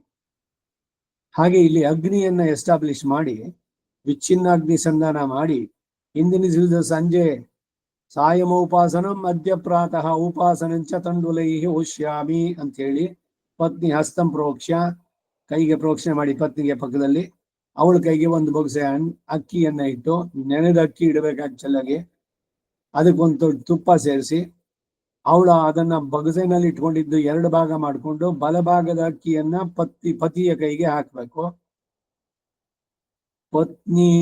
ಪತಿಯ ಬಲಭಾಗದಲ್ಲಿ ಕೂತ್ಕೊಳ್ತಾಳೆ, ದಟ್ ಈಸ್ ಯಾವಾಗಲೂ ಪ್ಲೇಸ್. ಸೊ ಎಡಭಾಗದಲ್ಲಿ ಕೂತಿರೋ ಪತಿಯ ಕೈಗೆ ಆ ಬಲಭಾಗದಲ್ಲಿ ಕೈನಲ್ಲಿ ಇದ್ದಂತ ಅಕ್ಕಿಯನ್ನ ಹಾಕ್ತಾಳೆ. ಈವನ್ ಅದನ್ನ ಮತ್ತೆ 2 ಭಾಗ ಮಾಡ್ಕೊಂಡು ಹಿಂದಿನ ದಿವಸ ಸಾಯಂಕಾಲದ ಉಪಾಸನೆ ಅಂತ ಹೇಳಿ ಅಗ್ನಿಯೇ ಸ್ವಾಹ ಅಗ್ನಿಯೇ ಸ್ವಿಚ್ಛಕಟೆ ಸ್ವಾಹ ಅಂತ ಮಾಡ್ತಾರೆ. ಮತ್ತೆ ಮಿಕ್ಕಿದ್ದಿದೆಯಲ್ಲ ಎಡಭಾಗದ ಎಡಗೈನಲ್ಲಿ ಇದ್ದಿದ್ದಕ್ಕೆ ಅದನ್ನು 2ನೇ ಸಲ ಕೊಡ್ತಾರೆ. ಅದು ಬೆಳಗಿನ ಅನುಸಂಧಾನಕ್ಕೆ, ಬೆಳಗಿನ ಔಪಾಸನೆಗೆ. ಸೂರ್ಯ ಯಸ್ವಾಹ ಓಂಕಾರದ ಜೊತೆಗೆ ಓಂ ಅಗ್ನಿಯ ಸೃಷ್ಟಿಕತೆ ಸ್ವಾಹ ಅಂತ ಹೇಳಿ ಅಗ್ನಿಯನ್ನು ಉಪಾಸನೆ ಮಾಡಿದ್ರೆ ಅದು ಆ ಅಗ್ನಿ ಔಪಾಸನೆ ಅಗ್ನಿ ಆಯ್ತು. ಆ ಉಪಾಸನಾ ಅಗ್ನಿಯಲ್ಲಿ ಈ ಕರ್ಮಗಳನ್ನು ನಡೆಸಬೇಕಾದ್ದು ಅಂತ ಆಯ್ತು. ಸರಿ, ಕಾರ್ಯಗಳನ್ನೆಲ್ಲ ನಡೆಸಿದ್ದಾಯ್ತು, ಪ್ರಾಯಶ್ಚಿತ್ತ ಹೋಮ ಎಲ್ಲ ಆಯ್ತು, ಪ್ರಧಾನ ಹೋಮಗಳು ಎಲ್ಲ. ಕಡೆಯಲ್ಲಿ ಅಗ್ನಿ ಉಪಸ್ಥಾನ, ಅಗ್ನೇನಯ ಸುಪದಾರಾಯೇ ಅಸ್ಮಾನ್ ಅಂತೆಲ್ಲ ಹೇಳಿ ಆದ್ಮೇಲೆ ಆತ್ಮ ಸಮಾರೋಪಣ ಅನ್ನೋದು ಒಂದು ಕಾರ್ಯಕ್ರಮ. ಏನು ಅಂದ್ರೆ ಈಗ ಉಪಾಸನೆ ಮಾಡಿದ್ರಲ್ಲ ಅಗ್ನಿ ಬೇಕಾದ್ರೆ ಇಟ್ಕೊಂಡು ಸಾಯಂಕಾಲ ಮತ್ತೆ ಬೇಕು ಅಂತ ಹೇಳಿ ಕಂಟಿನ್ಯೂ ಮಾಡ್ಬೋದು. ಒಂದು ಚಿಕ್ಕ ಪಾಟು ಮರದ ಇದರಲ್ಲಿ ಹೊಟ್ಟುಗಳನ್ನು ಹಾಕ್ಬಿಟ್ಟು ಅದರಲ್ಲಿ ಒಂದಷ್ಟು ಕೆಂಡುಗಳನ್ನ ಇಟ್ಟು ಮೇಲಿಂದ ಭತ್ತದ ಹೊಟ್ಟು ಮುಚ್ಚಿಟ್ಟಿದ್ರೆ ಅದು ಆರೋದಿಲ್ಲ, ಇರುತ್ತೆ. ಅದೆಲ್ಲ ಹಿಂದೆ ಎಲ್ಲ ಗೊತ್ತಿತ್ತು. ಗೃಹಿಣಿಯರಿಗೂ ಅಗ್ನಿಯನ್ನು ಹೆಂಗೆ ಪ್ರೊಟೆಕ್ಟ್ ಮಾಡಬೇಕು ಅನ್ನೋದು. ಮತ್ತೆ ದಿವಸ ಮಾನ್ಯ ದಿವಸ ಬೆಳಗ್ಗೆ ಅಥವಾ ಸಾಯಂಕಾಲ ಮತ್ತೆ ಅದನ್ನ ಅಗ್ನಿನ ಸ್ವಲ್ಪ ಊತ ಮಾಡೋದು, 2 ಆಹುತಿ ಅಷ್ಟೇನೆ. ಮತ್ತೆ ಬೆಳಗ್ಗೆದು ಇದಕ್ಕೆ ಈ ಪ್ರಾಯಶ್ಚಿತ್ತಗಳೇನಿಲ್ಲ. ಯಾರು ಉಪಾಸನೆ ನಿತ್ಯ ಅಗ್ನಿಹೋತ್ರ ಮಾಡ್ತಿರ್ತಾರೋ ಅವ್ರ ಅಗ್ನಿ ಸದಾ ಉರಿತಾ ಇರುತ್ತೆ. ಅದಕ್ಕೊಂದು ಇದು ಏನು, ಅಡಿಗೆ ಮನೆಗೂ ದೇವರ ಮನೆಗೂ ಮಧ್ಯದಲ್ಲಿ ನಡುವೆ ಅರಂಗ್ ಅಂತ ಹೇಳ್ತಾ ಇದ್ರು. ಆ ಜಾಗದಲ್ಲಿ ಹೋಗೋದಿದ್ದು ಅದು ಪರ್ಮನೆಂಟ್ ಆಗಿರುವಂತಹದ್ದು. ಇವರು ನಿತ್ಯ ವಿಧಿಗಳೆಲ್ಲ ಮುಗಿಸ್ಬಿಟ್ಟು ಆರಾಧನೆಯನ್ನು ಮಾಡಿ ಬಂದು ಉಪಾಸನೆಯನ್ನು ಮಾಡುವಂತಹದ್ದು ಎಲ್ಲ ಮುಗಿದ ಮೇಲೆ ಇದು ಈ ರೀತಿ ಇಟ್ಕೊಂಡ್ರೆ. ಇವಾಗ ಇಟ್ಕೊಳ್ದೆ ಇದ್ರೆ ಏನು, ಆ ಅಗ್ನಿಯನ್ನ ನೀವು ಆತ್ಮ ಸಮಾರೋಪಣೆ ಮಾಡ್ಕೊಳ್ಳಿ. ಯಾತೆ ಅಗ್ನಿ ಯಜ್ಞಾತನೂತ ಏಹ ಆರೋಹ ಆತ್ಮ ಆತ್ಮಾನಂ ಅಂತೆಲ್ಲ ಮಾಡಿ ಪತ್ನಿನೂ ಅದನ್ನ ತಾನು ಅಗ್ನಿಯನ್ನ ಒಳಕ್ಕೆ ತಗೊಂಡಂತೆ ಭಾವಿಸ್ಬೇಕು ಅಂತೇಳಿ 3 ಸಲ ಅಗ್ನಿಯನ್ನ ಕಾಸಿ ಪತ್ನಿಯ ಮುಖಕ್ಕೂ ಇಡಬೇಕು. ಮೂಗಿನಲ್ಲಿ ಅವಳು ಅಗ್ನಿಯನ್ನು ಒಳಗಡೆ ತಗೊಳ್ತಾ ಇದ್ದಾಳೆ. ಉಪಾವರೋಹ ಜಾತವೇದ ಆಯು ಪ್ರಜಾಂ ರಯಿಂ ಅಸ್ಮಾಸು ದೇಹಿ ಅಜಸ್ರೋ ದೀದಿಹಿನೋ ದುರೋಣಿ ಅಂತ ಈ ವಾದ್ಯಾರಿಗಳು ಇಲ್ಲಿ ಮಾಡ್ಕೊಳ್ಳಿ, ಎದೆ ಮುಟ್ಕೊಳ್ಳಿ, ಕಿವಿ ಮುಟ್ಕೊಳ್ಳಿ, ಅಲ್ಲಿ ಮುಟ್ಕೊಳ್ಳಿ, ಇಲ್ಲಿ ಮುಟ್ಕೊಳ್ಳಿ, ಏನೋ ಮಾಡಿಸ್ತಾ ಇದ್ದಾರೆ. ಉಪಾಸನೆ ಅಗ್ನಿಯನ್ನ ಆತ್ಮ ಸಮಾರೋಪಣೆ ಮಾಡ್ಕೊಳ್ಳೋದು ಅಂದ್ರೆ ಕೈಯಿನಲ್ಲಿ ಕಾಸ್ಬಿಟ್ಟು ಆ ಶಾಖದಿಂದ ನೀವು ಅಗ್ನಿಯನ್ನು ಒಳಗಡೆ ತಗೊಳ್ತಾ ಇದ್ದೀವಿ. ನಿಮ್ಮ ಹೃದಯದ ಒಳಗಡೆ, ನಿಮ್ಮ ದೇಹದ ಒಳಗಡೆ ತಗೊಳ್ತಾ ಇದ್ದೀನಿ ಅನ್ನೋದು ಭಾವ. 3 ಸಲ ಆಗ್ರಾಣಿಸಿ ತಗೊಳ್ಳೋದು ಒಳಗಡೆಗೆ. ಅವನೇನೆ ಒಳಗಡೆ ಇದ್ದು ಅಹಂ ವೈಶ್ವಾನರೋ ಭೂತ್ವ ಪ್ರಾಣಿನಾಂ ದೇಹಂ ಆಶ್ಚಿತ ಪ್ರಾಣಾಪಾನ ಸಮಾಯುಕ್ತಂ ಪಚಾಮಿ ಅನ್ನಂ ಚತುರ್ವಿಧಂ. ಜಾಠರಾಗ್ನಿಯಾಗಿ ಭಗವಂತನೇನೆ ಇರೋದು ಅಂತ, ಅಗ್ನಿಯ ರೂಪದಲ್ಲಿ ಭಗವಂತ ಒಳಗಡೆ ಇರ್ತಾನೆ ಅಂತ ಈ ರೀತಿ ಅವನನ್ನು ಒಳಗಡೆಗೆ ತಗೊಳ್ಳೋದು ಅಗ್ನಿಯನ್ನು. ಯಾಕೆ ಇಷ್ಟೆಲ್ಲ ಕಥೆ ಹೇಳಿದೆ ಅಂದ್ರೆ ಅಲ್ಲಿ ಕಡೆನಲ್ಲಿ ಇದು ಹೇಳಿದ್ದೇನು, ಆಯು ಪ್ರಜಾಂ ರಯಿಂ ಅಸ್ಮಾಸು ದೇಹಿ. ನಿನ್ನನ್ನ ನಾವು ಒಳಗಡೆ ತಗೊಳ್ತಾ ಇದ್ದೀವಿ, ನಮ್ಮ ಹೃದಯದಲ್ಲೇ ಇರೋ. ಮತ್ತೆ ಇನ್ನೊಂದು ಶುಭ ಕೆಲಸ ನಡೆಸಬೇಕಾದ್ರೆ ಪುನಃ ನಾವು ವಿಚ್ಛಿನ್ನ ಅಗ್ನಿ ಸಂಧಾನ ಮಾಡ್ತೀವಿ. ಆವಾಗ ನಿನ್ನನ್ನು ಹೊರಕ್ಕೆ ಕರೆದು ಆ ಅಗ್ನಿ ರೂಪದಲ್ಲಿ ಯಜ್ಞ ಹೋಮಗಳನ್ನ ಸಮರ್ಪಣೆ ಮಾಡಿ ಮಾಡುವಂತಹದ್ದು ಅನ್ನೋ ಥರದಲ್ಲಿ. ಈಗ ಈ ಪ್ರಾರ್ಥನೆ ಇದೆಯಲ್ಲ, ಆಯುಹು ಪ್ರಜಾಂ ರಯಿಂ. ಆಯುಹು ಅಂದ್ರೆ ದೀರ್ಘವಾದ ಆಯಸ್ಸು, ಪ್ರಜಾಂ ಅಂದ್ರೆ ಒಳ್ಳೆಯ ಸಂತತಿ, ರಯಿಂ ಅಂದ್ರೆ ದುಡ್ಡು, ಎಲ್ಲವನ್ನು ಕೊಡು ಅಂತ. ಈ ಪುರಾಣದ ಉಲ್ಲೇಖಗಳ ಬೇರೆ ಎಲ್ಲ ಆರೋಗ್ಯಂ ಭಾಸ್ಕರಾದಿಚ್ಛೇತೆ ಧನಮಿಚ್ಛೇತ ಹುತಾಶನಂ ಅಂತಿದೆ. ಹುತಾಶನ ಅಂತಂದ್ರೆ ಹೋಮದಲ್ಲಿ ಏನನ್ನು ಕೊಡ್ತೀವೋ ಅದನ್ನ ಅಶನ ಅವನು ತಗೊಂಡೋಗಿ ಆಯಾರಕ್ಕೆ ತಲುಪಿಸ್ತಾನೆ. ಪೋಸ್ಟ್ ಮ್ಯಾನ್ ಕೆಲಸ ಅಗ್ನಿಗೆ. ಅವನನ್ನ ನೀವು ಉಪಾಸನೆ ಮಾಡಿದ್ರೆ, ಅಗ್ನಿ ಉಪಾಸನೆ ಅವಾಗಲೇ ಮಾಡಿದ್ರೆ ದುಡ್ಡು ಚೆನ್ನಾಗಿ ಬರುತ್ತೆ. ರಯಿಂ ಅಸ್ಮಾಸು ದೇಹಿ. ಸೊ ಈಗ ನೀವು ಕೇಳಿದ್ದು ಭಗವಂತನನ್ನ ಇಲ್ಲ ಅಗ್ನಿನ? ಅಗ್ನಿನೇ ಉಪಾಸನೆ ಮಾಡಿದ್ದಲ್ವೇ, ಅಗ್ನಿನೇ ಒಳಗಡೆ ತಗೊಂಡಿದ್ದು. ಆ ಅಗ್ನಿ ಯಾರವನು? ಅಗ್ನಿ ರೂಪಕನಾಗಿರುವಂತ ದೇವತೆ, ಅವನಿಗೆ ಅಂತರ್ಯಾಮಿಯಾಗಿರೋ ಭಗವಂತನನ್ನೇ ನಾವು ಉಪಾಸನೆ ಮಾಡಿದ್ದು ಅನ್ನೋ ಭಾವ ಅಲ್ಲಿರ್ಬೇಕು. ಬರೀ ಅಗ್ನಿ ಪೂಜೆ ಮಾತ್ರ ಮಾಡಿದೀವಿ ಅಂತ ಅನ್ನೋದು ಆಗ್ಬಾರ್ದು. ಅದಕ್ಕಾಗಿ ಹೇಳಿದ್ದೀನಿ.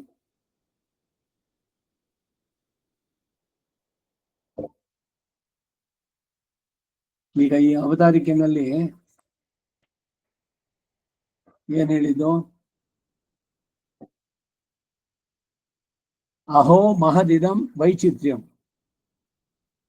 ಜ್ಞಾನಿಗಳು ಐಶ್ವರ್ಯಕಾಮಿಗಳು ಇಬ್ಬರು ಕೂಡ ಒಂದೇ ವಿಧವಾದ ಯಜ್ಞಗಳನ್ನು ಅನುಷ್ಠಿಸಿದ್ರು ಕೂಡ ಅವರುಗಳ ಅಭಿಲಷಿತಗಳಿಗೆ ಅನುಸಾರವಾಗಿ, ಅವರವರ ಆಸೆಗಳ ಬಗ್ಗೆ ಮಾಡಿದ ಸಂಕಲ್ಪಕ್ಕೆ ಅನುಗುಣವಾಗಿ ಫಲ ದೊರೆಯುತ್ತೆ ಅಂತ ಹೇಳಿ, ಅವರುಗಳ ಅಭಿಲಾಷೆ ಸಂಕಲ್ಪಗಳಿಗೆ ಅನುಗುಣವಾಗಿ ಫಲದಲ್ಲಿ ವ್ಯತ್ಯಾಸ ಹೇಳಲ್ಪಡುತ್ತೆ.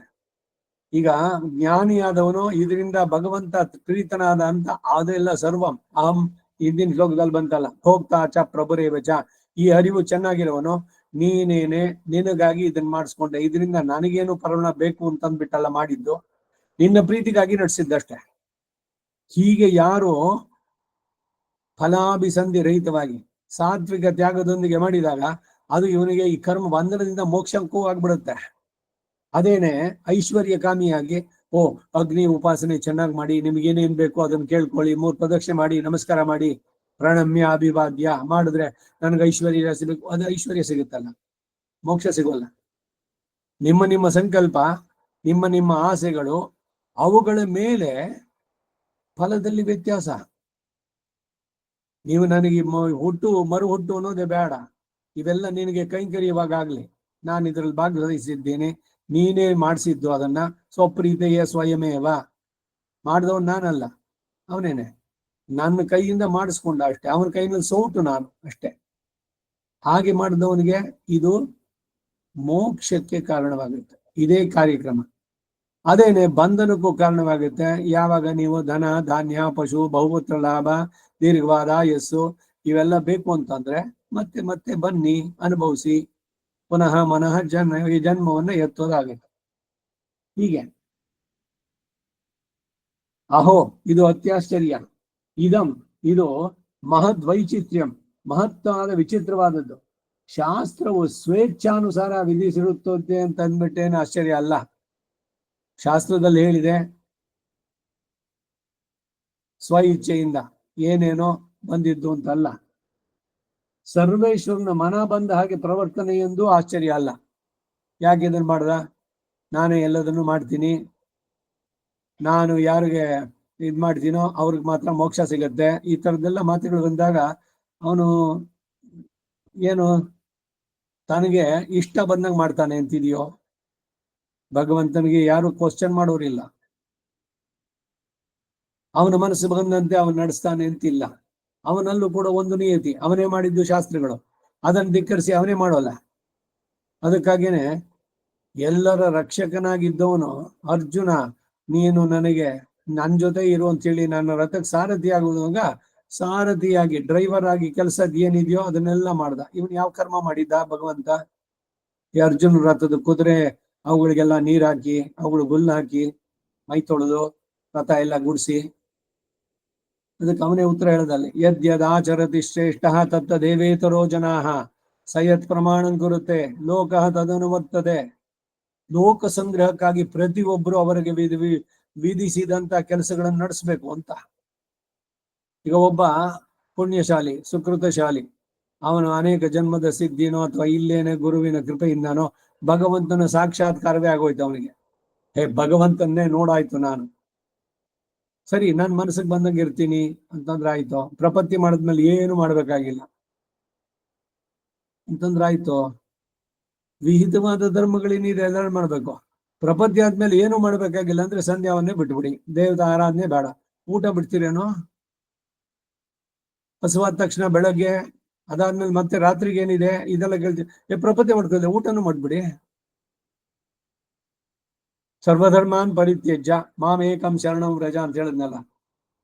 ಸರ್ವಧರ್ಮಾನ್ ಬಿಟ್ಬಿಡಿ ಅಂದ್ರೆ ಏನು ಧರ್ಮ ಅಂದ್ರೆ ಏನು ಶಾಸ್ತ್ರದಲ್ಲಿ ಅದ್ ಮಾತ್ರ ಬಿಟ್ಬಿಡಿ. ನಿಮ್ ಮನಸ್ಸಿಗೆ ಬಂದಂಗೆ ಏನೇನ್ ಬೇಕೋ ಅದ್ ಮಾಡಿ. ಅದಕ್ಕೇನೆ ಹಿಂದೆ ಒಂದ್ಸಲಿ ತಮಾಷೆ ಮಾಡಿದ್ದೆ ನಾನು. ಇದರಲ್ಲಿ 18ನೇ ಅಧ್ಯಾಯದಲ್ಲಿ ಒಂದ್ಸಾಲಿ ತೋಳಿ ಸರ್ವಧರ್ಮಾನ್ ಪರಿತ್ಯಜ್ಯ, ಆಮೇಲೆ ಮುಂದಕ್ಕೆ ಇದಂ ಗುಹ್ಯತಮಂ ಶಾಸ್ತ್ರಂ ಇದಂ ಉಕ್ತಂ ಮಯಾ ನಗ, ಅರ್ಜುನಿಗೆಲ್ಲ ಹೇಳ್ಬಿಟ್ಟು ಈಗ ನೀನ್ ಡಿಸೈಡ್ ಮಾಡೋ, ಯಥೇಚ್ಛಸಿ ತಥಾ ಕುರು ಅಂತ ಅರ್ಜುನನಿಗೆ ಕೃಷ್ಣ ಹೇಳಿದ. ಮೊದಲಿನ ಮಾತು ಸರ್ವಧರ್ಮಾನ್ ಪರಿತ್ಯಜ್ಯ, ಕಡೆದ್ರಲ್ಲಿ ಇದೊಂದು ಚೂರು ಸೇರಿಸ್ಬಿಡೋದು ಅದಕ್ಕೆ, ಯಥೇಚ್ಛಸಿ ತಥಾ ಕುರು. ಕೃಷ್ಣನ ಸಂದೇಶ ಭಗವದ್ಗೀತೆಯಲ್ಲಿ. ಎಲ್ಲ ಧರ್ಮವನ್ನ ಬಿಟ್ಟು ನಿನ್ ಮನಸ್ಸಿಗೆ ಬಂದಷ್ಟು ನೀ ಮಾಡು. ಚೆನ್ನಾಗಿದೆ ಅಲ್ವಾ? ಎಲ್ರಿಗೂ ಬಹಳ ಸುಲಭ, ತುಂಬಾ ಈಸಿ ಆಯ್ತಲ್ಲ. ನಾವೀಗ ಮಾಡ್ತಾ ಇರೋದು ಅದೇ, ಮನಸ್ಸಿಗೆ ಬಂದಂಗೆ ಮಾಡೋದು. ಎಲ್ಲ ಧರ್ಮನೂ ಬಿಟ್ಟು ಅಂದ್ರೆ ಯಾವ್ದು ಶಾಸ್ತ್ರದಲ್ಲಿ ಹೇಳಿದ್ಯೋ ಅದನ್ನೆಲ್ಲ ಬಿಟ್ಬಿಡೋದು. ಹೀಗರ್ಥವೋ?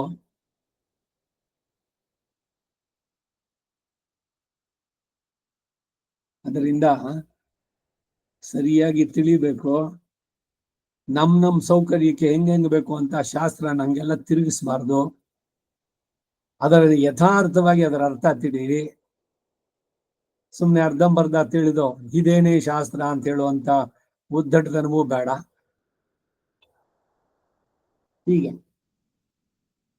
ಶಾಸ್ತ್ರವು ಸ್ವೇಚ್ಛಾನುಸಾರ ವಿಧಿಸಿದ್ದು ಅಂತಾನೇನು, ಅದಕ್ಕಾಗಿ ಅಹೋ ವೈಚಿತ್ರ್ಯ ಮಹದ್ ವೈಚಿತ್ರ್ಯಂ ಅನ್ನಲ್ಲ. ಒಂದೇ ಕರ್ಮ ಭಗವಂತನಿಗೆ ಭೋಗ್ಯವಾಗಿ ಕರ್ಮಾಧಿಕಾರಿಯ ಕಾಮನಾ ಸಂಕಲ್ಪಗಳ ಮೂಲಕ ಫಲವು ವ್ಯತ್ಯಸ್ತವಾಗಿ ಆಗುವುದು ತುಂಬಾ ಆಶ್ಚರ್ಯ ಅಂತಾರೆ. ಒಬ್ಬನಿಗೆ ಅದೇ ಸಂಸಾರಕ್ಕೆ ಬಂಧನವಾಗುತ್ತೆ ಅದೇ ಕರ್ಮ, ಅದೇನೆ ಮೋಕ್ಷ ನಿವೃತ್ತಿ ಮಾರ್ಗವನ್ನ ಇದ್ ಮಾಡೋವನಿಗೆ ಮೋಕ್ಷಕ್ಕೆ ಕಾರಣವಾಗ್ಬಿಡುತ್ತೆ. ಸೇಮ್ ಒಂದೇ ಕರ್ಮ ಎರಡಕ್ಕೂ ಕಾರಣ. ಹೇಗ್ ಸಾಧ್ಯ ಅಂದ್ರೆ ಇವನ ಇಂಟೆನ್ಷನ್ನು ಅದ್ರ ಮೇಲೆ ಅದು ಬದಲಾವಣೆ ಆಗುವಂತದ್ದು. ಎರಡನ್ನು ಕೊಡೋನು ಯಾರು? ಭಗವಂತನೇನೆ.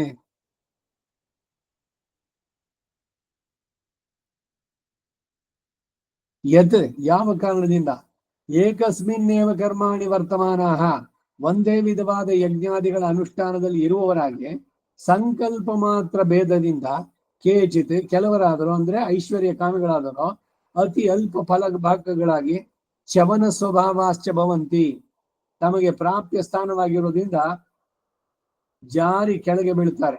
ಅಂದ್ರೆ ಮೋಕ್ಷ ಸಾಮ್ರಾಜ್ಯ ಸಿಗಲ್ಲ ಅವರಿಗೆ, ಮತ್ತೆ ಮತ್ತೆ ಹುಟ್ಟು ಸೋವಿನ ಚಕ್ರದಲ್ಲಿ ಬರ್ತಾರೆ. ಕೇಚನ ಇನ್ನು ಕೆಲವರಾದಂತಹ ಜ್ಞಾನಿಗಳಾದ ಭಕ್ತಿ ಯೋಗ ನಿಷ್ಠರು ಅವರು ಎಂಥವ್ರು ಅಂದ್ರೆ ಅನವಧಿಕಾತಿಶಯ ಆನಂದ, ಅವಧಿ ಇಲ್ಲದ ಅತಿಶಯವುಳ್ಳಂತಹ ಆನಂದ ಸ್ವರೂಪ ಗುಣಗಳುಳ್ಳಂತಹ ಪರಮ ಪುರುಷನ ಪ್ರಾಪ್ತಿ ರೂಪವಾದಂತಹ ಫಲಭಾಗಿಗಳಾಗಿ ಅಪುನರಾವರ್ತಿನಶ್ಚ ಪುನರಾವೃತ್ತಿ ಇಲ್ಲದವರಾಗಿಯೂ ಸಹ ಶಾಶ್ವತವಾದ ಆನಂದವನ್ನ ಅನುಭವಿಸರಾಗಿ ಭವಂತಿ ಆಗ್ತಾರೆ. ಇಬ್ರು ಮಾಡಿದ್ ಒಂದೇ ಕೆಲಸ. ಒಬ್ಬ ನನಗೆ ಧನ ಧಾನ್ಯ ಪಶು ಬಹುಮೂತ್ರ ಲಾಭ ದೀರ್ಘವಾದ ಆಯುಸ್ಸಿದಲಿ ಅಂತ ಮಾಡಿದ. ಇನ್ನೊಬ್ಬ ನಾನೆಲ್ಲ ಮಾಡ್ತಿರೋನು, ಈ ಕೆಲಸ ನಂದಲ್ಲ, ಎಲ್ಲ ಭಗವಂತನಿಗೆ ಅವನೇ ನನ್ನಿಂದ ಮಾಡಿಸ್ಕೊಳ್ತಾ ಇದ್ದಾನೆ, ಮಾಡೋನು ನಾನಲ್ಲ, ಫಲವೂ ನಂಗಲ್ಲ, ಎಲ್ಲ ಭಗವದರ್ಪಿತವಾಗಿ ಅವನೇ ವಿಧಿಸಿದ್ದು ಅದನ್ನ ನಡೆಸ್ತಾ ಇದ್ದೇನೆ. ನಾನೊಂದು ಸೌಟಿನಂತೆ, ಪಾಯಸದಲ್ಲಿ ಹಾಕದ್ನೋ ಭಗವಂತ, ಇಲ್ಲ ಮಜ್ಜಿಗೆನಲ್ಲಿ ಹಾಕದ್ನೋ ಮೋರ್ ಕೊಳಂಬ ಹಾಕದ್ನೋ, ಅದು ಚಾಯ್ಸು ಸೌಟಿಗಿಲ್ಲ. ಹಾಗೆ ಆ ಭಾವದಿಂದ ಇವನು ಫಲಾಭಿಸಂಧಿ ರಹಿತವಾಗಿ ಕರ್ತೃತ್ವ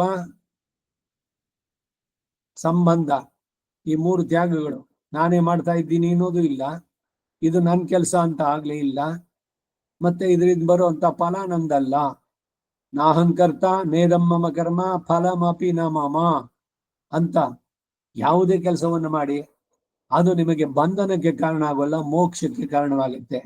ಹೀಗೆ ಒಂದೇ ಕರ್ಮ ಒಂದೇ ಯಜ್ಞ ಎರಡಕ್ಕೂ ಕೂಡ ಆಗತ್ತೆ. ಆ ಕಾರಣದಿಂದ ಒಂದೇ ಕರ್ಮ ಯಥಾಶಾಸ್ತ್ರವಾಗಿ ಅನುಷ್ಠಿಸಲ್ಪಟ್ಟು ಭಗವಂತನ ಆರಾಧಿಸಲ್ಪಟ್ರು ಒಂದು ಸರ್ಭದಲ್ಲಿ ಅಶಾಶ್ವತವಾದಂತಹ ಭೋಗ, ಇನ್ನೊಂದು ಸರ್ಭದಲ್ಲಿ ಶಾಶ್ವತವಾದ ಮೋಕ್ಷ ಎರಡೂ ಲಭಿಸೋದು. ಇದೇ ಪರಮ ಆಶ್ಚರ್ಯ ಅಂತ ಹೇಳಿದ್ದಿಲ್ಲಿ. ಅದರ ಹಾಗೆ ಲಭಿಸೋದು ಅಧಿಕಾರಿಗಳ ಕಾಮಾನುಗುಣವಾಗಿ ಸಂಕಲ್ಪ ಭೇದದಿಂದ ಅಂತ ಹೇಳಲ್ಪಡುತ್ತೆ. ರಾಜನಿಗೆ 2 ನಿಂಬೆ ಹಣ್ಣುಗಳ ಸಮರ್ಪಣೆಯಿಂದ ಭಿನ್ನಾಧಿಕಾರಿಗಳು ಭಿನ್ನ ಭಿನ್ನ ಫಲಗಳನ್ನ ತಮ್ಮ ತಮ್ಮ ಕಾಮನಾನುಸಾರವಾಗಿ ಮಾಡಿದ ರಾಜನನ್ನು ಪ್ರಾರ್ಥಿಸುವ ಸಂಕಲ್ಪ ಮೂಲಕ ಹೇಗೆ ಪಡಿತಾರೋ ಅದರ ಹಾಗೆ ಅಂತಂದು. ಅಥವಾ ಮೋಟಾರ್ ಪ್ರಯಾಣದಲ್ಲಿ ಸಂಕಲ್ಪಾನುಸಾರವಾಗಿ ಉಡುಪಿಯನ್ನಾಗ್ಲಿ ಅಥವಾ ಮದ್ರಾಸನ್ನಾಗ್ಲಿ ಹೇಗೆ ಹೊಂದಿಸುತ್ತೋ ಹಾಗೆ ಎಂದಾಗ್ಲಿ ಹೇಳ್ಬೋದು. ಈಗ ಬೆಂಗಳೂರು ರೈಲ್ವೆ ಸ್ಟೇಷನ್ ಇಂದ ಟ್ರೈನ್ ಹೊರಡುತ್ತೆ, ಒಂದು ಕಾಶ್ಮೀರಕ್ಕೆ ಹೋಗುವಂಥದ್ದು, ಇನ್ನೊಂದು ಕೊಚ್ಚಿನ್ಗೆ ಹೋಗುವಂಥದ್ದು. ಎರಡು ಹೊರಡೋದು ಇದೇ ಜಾಗದಿಂದ, ಎರಡು ಟ್ರೈನು ಎರಡು ಕಂಬಿಗಳ ಮೇಲೆ ಹೋಗುತ್ತೆ, ಆದ್ರೆ ದಿಕ್ಕು ಬೇರೆ ಬೇರೆ ಆಯ್ತು. ಯಾಕೆ? ಅಲ್ಲಿ ಸಂಕಲ್ಪ ಅವನು ಕನ್ಯಾಕುಮಾರಿಗೆ ಹೋಗ್ಬೇಕು ಅಂತ, ಇವನಿಗೆ ಜಮ್ಮು ಕಾಶ್ಮೀರಕ್ಕೆ ಹೋಗ್ಬೇಕು ಅಂತ. ಹೇಗೆ? ಒಂದೇನೆ ಕ್ರಿಯೆ, ಟ್ರೈನೇನೆ ಇರೋದು, ಎರಡು ಕಡೆಗೂ ಹೋಗೋದು, ಒಂದ್ ಆ ಕಡೆಗೆ ಹೋಗುತ್ತೆ, ಇನ್ನೊಂದು ಈ ಕಡೆಗೆ ಹೋಗುತ್ತೆ. ಯಾಕೆಂದ್ರೆ ಇವನ್ ಸಂಕಲ್ಪ ಯಾವ್ದ್ರಲ್ಲಿ ಇವನ್ ರಿಸರ್ವ್ ಮಾಡಿಸ್ಕೊಂಡಿದ್ದಾನೋ ಅದು. ಹಾಗೆಯೇ ಸಂಕಲ್ಪದಲ್ಲಿ ಎಷ್ಟು ಮುಖ್ಯವಾಗುತ್ತೆ ಅಂತ ಇಲ್ಲಿ. ಹೀಗೆ ಅವರವರ ಸಂಕಲ್ಪ ಕಾಮನೆಯ ಪ್ರಕಾರ ಅವರವರಿಗೆ ವ್ಯತ್ಯಸ್ತ ಫಲ ಎಂಬುದು ಅವರವರುಗಳಿಗೆ ಇರುವ ಅಧ್ಯಾತ್ಮ ಶಾಸ್ತ್ರಜ್ಞಾನದ ಅಭಾವ ಅಥವಾ ಅಜ್ಞಾತ ಸಮದ ಭಾವಗಳಿಂದ ಪ್ರಾಪ್ತವಾಗುತ್ತೆ ಅನ್ನೋದನ್ನ ಚೆನ್ನಾಗಿ ಪ್ರದರ್ಶಿಸ್ತಾರೆ.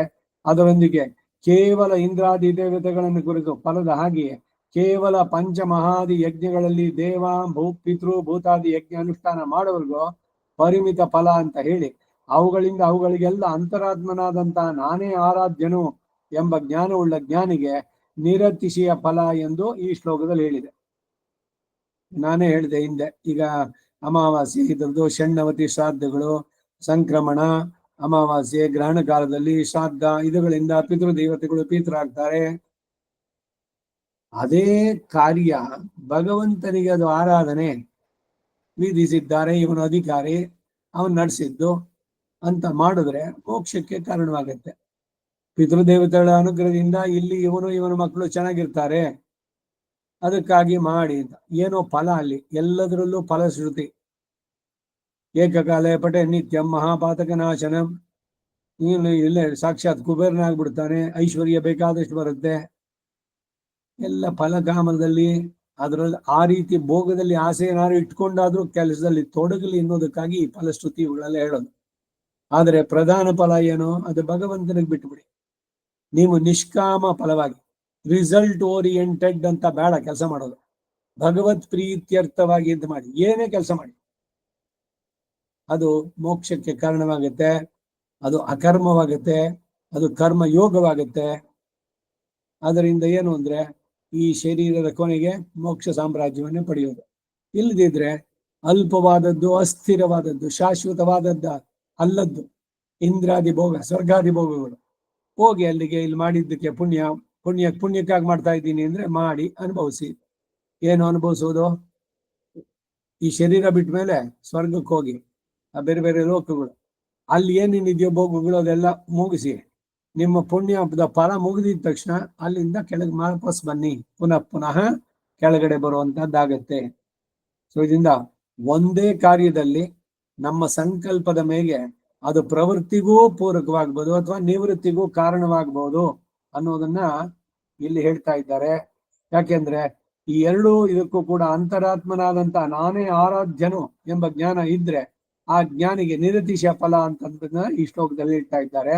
ಸಂಕಲ್ಪ ಭೇದದಿಂದ ಫಲಭೇದ ಅನ್ನೋದು ಜ್ಯೋತಿಷ್ಠೋಮಯ ಯಾಗಗಳು ಇದರಲ್ಲೆಲ್ಲ ಸಿದ್ಧ ಅಂತಂದ್ರು. ಯಾಂತಿ ದೇವವ್ರತ ದೇವಾನ್ ಪಿತೃನ್ ಯಾಂತಿ ಪಿತೃವ್ರತಾಃ ಭೂತಾನಿ ಯಾಂತಿ ಭೂತೇಜ್ಯಾಃ ಯಾಂತಿ ಮಧ್ಯಾಜಿನೋಪಿ ಮಾಂ. 25ನೇ ಶ್ಲೋಕ, 25 ಮೂಲಕ್ಕೆ ಅರ್ಥ.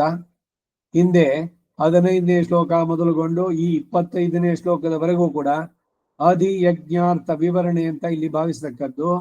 15ನೇ ಶ್ಲೋಕದಲ್ಲಿ ಮಹಾತ್ಮನಾದಂತ ಜ್ಞಾನಿಯು ಅಧಿಯಜ್ಞ ಭಾವವೋ ಜ್ಞಾನ ಯಜ್ಞ ರೂಪವಾದದ್ದು. ಅಧಿಯಜ್ಞೋಹಮೇವ ಅಂತ ಹಿಂದೆ ಹೇಳಿದ್ದನ್ನು ಇಲ್ಲಿ ಅನುವಾದ ಮಾಡಿ ಹೇಳಿದ್ರು ಕೂಡ ಇಂತಹ ಜ್ಞಾನ ಕೇವಲ ವೇದ ಪ್ರೋಕ್ತ ವಿಧಿಗಳಿಂದ ಯಜ್ಞ ಅನುಷ್ಠಾನ ಮಾಡುವ ಕಾಮ್ಯ ಫಲಾಭಿಲಾಷಿಗಳಿಗೆ ಅಲ್ಲ ಅಂತ ಹೇಳಿ ಅಂತವರಿಗೆ ಆವರ್ತಿಯ ವಿನಃ ಜ್ಞಾನಿಯ ಹಾಗೆ ಮೋಕ್ಷ ಇಲ್ಲ ಅಂತ ಕೂಡ ಹೇಳೋದು.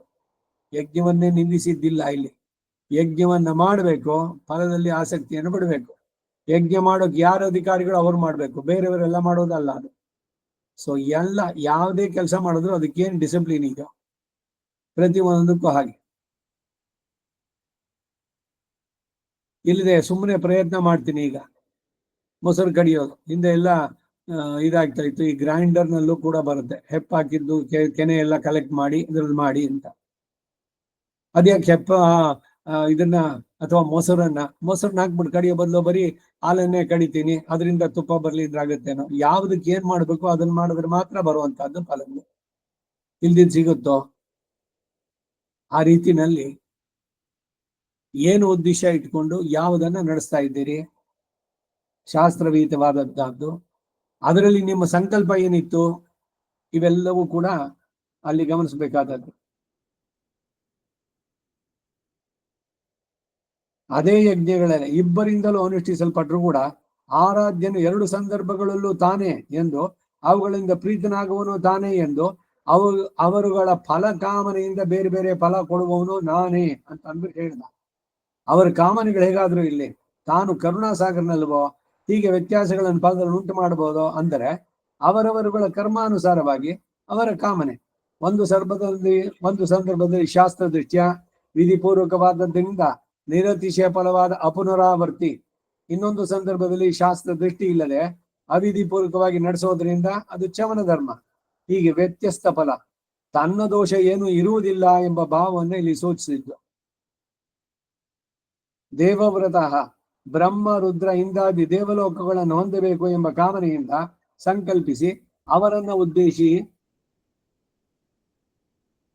ದೇವಾನ್ಯಾಂತಿ ಆಯಾಯ ಲೋಕಗಳನ್ನು ಪಡಿತಾರೆ, ದೇವತೆಗಳನ್ನ ಅವರುಗಳ ಲೋಕ ಪಡಿತಾರೆ. ಇದೇ ಅವರುಗಳು ಹೆಚ್ಚಾಗಿ ಕೊಡುವಂತ ಫಲ. ಅವನ್ನು ನನ್ನ ಮೂಲಕವಾಗಿ ಕೊಡ್ತಾರೆ ಎಂಬ ಅರ್ಥ. ಹಾಗೆಯೇ ಪಿತೃವ್ರತ ಸೋಮ ಅಗ್ನಿ ಮೊದಲಾದ ಪಿತೃಗಳ ಲೋಕವನ್ನು ಹೊಂದಬೇಕು ಎಂಬ ಅಪೇಕ್ಷೆಯಿಂದ ಸಂಕಲ್ಪಿಸಿ ಯಜ್ಞ ಮಾಡುವರು ಪಿತೃನ್ ಯಾಂತಿ. ಸೋಮ ಅಗ್ನಿ ಮೊದಲಾದವರನ್ನ ಅವರುಗಳ ಲೋಕಗಳಲ್ಲಿ ಅವರು ಪಡಿತಾರೆ. ಸೋಮ ಪಿತೃಮಾನ್ ಯಮೋಂಗಿ ರಸ್ವಾನ್ ಅಗ್ನಿ ಕವ್ಯವಾಹನ ಇತ್ಯಾದಯೋ ಯೇ ಪಿತರಹ. ಈಗ ಅಗ್ನಿ ಎರಡು ಕಡೆನೂ ಇದ್ದಾನೆ, ಇಲ್ಲೂ ಇರ್ತಾನೆ ಅಲ್ಲೂ ಇರ್ತಾನೆ. ಕವ್ಯವಾಹನ ಅಂತಂದ್ಬಿಟ್ಟಾದಾಗ ಅವನು ಪಿತೃಗಳಿಗೆ ಹವಿಸ್ಸನ್ನ ತಗೊಂಡೋಗಿ ಕೊಡೋ ಅಂತದ್ದು. ಹವ್ಯವಾಹನ ಅಂತಂದ್ರೆ ದೇವತೆಗಳ ಕಡೆನಲ್ಲಿದ್ದು ನಾವು ಕೊಡುವಂತ ಹವಿಸ್ಸನ್ನ ದೇವತೆಗಳಿಗೆ ತಲುಪಿಸೋನು. ಸೊ ಇಲ್ಲೂ ಇದ್ದಾನೆ ಅಲ್ಲೂ ಇದ್ದಾನೆ. ಸೋಮ ಅವನನ್ನೇ ಸೋಮ ಪಿತೃಮಾನ್ ಯಮೋಂಗಿರಸ್ವಾನ್ ಅಗ್ನಿ ಕವ್ಯವಾಹನ ಇತ್ಯಾದಯೋ ಪಿತರಹ. ಈಗ ಪಿತೃಗಳನ್ನು ಉದ್ದೇಶಿಸಿ ಮಾಡುವಂತ ಯಜ್ಞವೂ ಕೂಡ ಶ್ರಾದ್ದ ಇವುಗಳು ಭಗವದ್ ಅರ್ಪಿತವಾಗಿ ಮಾಡಿದ್ದೆ ಅದರದ್ದು ಮೋಕ್ಷಕ್ಕೂ ಅದು ಕಾರಣವಾಗುತ್ತೆ. ಇಲ್ಲದಿದ್ರೆ ಏನು ಪಿತೃದೇವತೆಗಳಿಂದ ಇವನು ಇಲ್ಲಿ ಆರೋಗ್ಯವಾಗಿರ್ತಾನೆ, ಸಂತೋಷವಾಗಿರ್ತಾನೆ, ಇವನ ಬಯಕೆಗಳೆಲ್ಲ ಪೂರೈಸುತ್ತೆ, ಅವನ ಮಕ್ಕಳು ಚೆನ್ನಾಗಿರ್ತಾರೆ, ಬರೀ ಅಷ್ಟೇ ಅಲ್ಲ ಅದು. ಅದಕ್ಕೆ ಹೇಳಿದ್ದು ಈ ಮಹಾಭಾರತದ ಉಲ್ಲೇಖದಲ್ಲಿ ಷಣ್ಣವತಿ ಶ್ರಾದ್ದವನ್ನು ಮಾಡಿ ಮೋಕ್ಷಕ್ಕೆ ಹೋದವನಿದ್ದಾನೆ ಅಂತ. ಯಾವಾಗ ಎಲ್ಲವೂ ಭಗವದ್ ಅರ್ಪಿತವಾಗಿ ಅವನ ನಡೆಸಿದ 96 ಶ್ರಾದ್ದಗಳು ಏನು ತಿಲತರ್ಪಣ ರೂಪೇಣ. ಬರೀ ತಿಲತರ್ಪಣ ರೂಪೇಣ ಅಲ್ಲ, ರೆಗ್ಯುಲರ್ 3 ಜನ ಬ್ರಾಹ್ಮಣರನ್ನೇ ಕರೆಸಿ ಊಟ ಆಗಿದ್ದು. ಪ್ರತಿ ಅಮಾವಾಸ್ಯೆನಲ್ಲಿ 3 ಜನ ಬ್ರಾಹ್ಮಣ ಕರೆಸಿ ಊಟ ಹಾಕಿ ಅವರುಗಳಿಗೆ, ಅದು ಶ್ರಾದ್ದ. ದರ್ಶ ಶ್ರಾದ್ದ ತಿಲತರ್ಪಣ ರೂಪೇಣ ಕರಿಷ್ಯೆ ಅಂತ ಅಲ್ಲಿ ಸಂಕಲ್ಪ. ನಾವು ತರ್ಪಣ ಬಿಡ್ಬೇಕಾದ್ರೆ ತಿಲತರ್ಪಣ ಎಳ್ಳಿನ ಜೊತೆ ನೀರು, ಹಿರಣ್ಯ ರೂಪೇಣ, ಆಮ ರೂಪೇಣ, ಹೀಗೆ ಶ್ರಾದ್ದದ ಬಗೆಗಳು ಬೇರೆ ಬೇರೆ. ಅದರಿಂದ ಪ್ರೀತನಾದವನು ಆ ಪಿತೃದೇವತೆಗಳಿಗೂ ಅಂತರ್ಯಾಮಿಯಾಗಿರುವಂತ ಭಗವಂತ ಅಂತ ಮಾಡಿದ್ರೆ ಇದು ಮೋಕ್ಷಕ್ಕೂ ಕೂಡ ಕಾರಣವಾಗುತ್ತೆ. ಭೂತಾನಿ ಯಾಂತಿ, ಆ ಭೂತಗಳು ಆ ಲೋಕಗಳನ್ನು ಹೊಂದುತ್ತಾರೆ.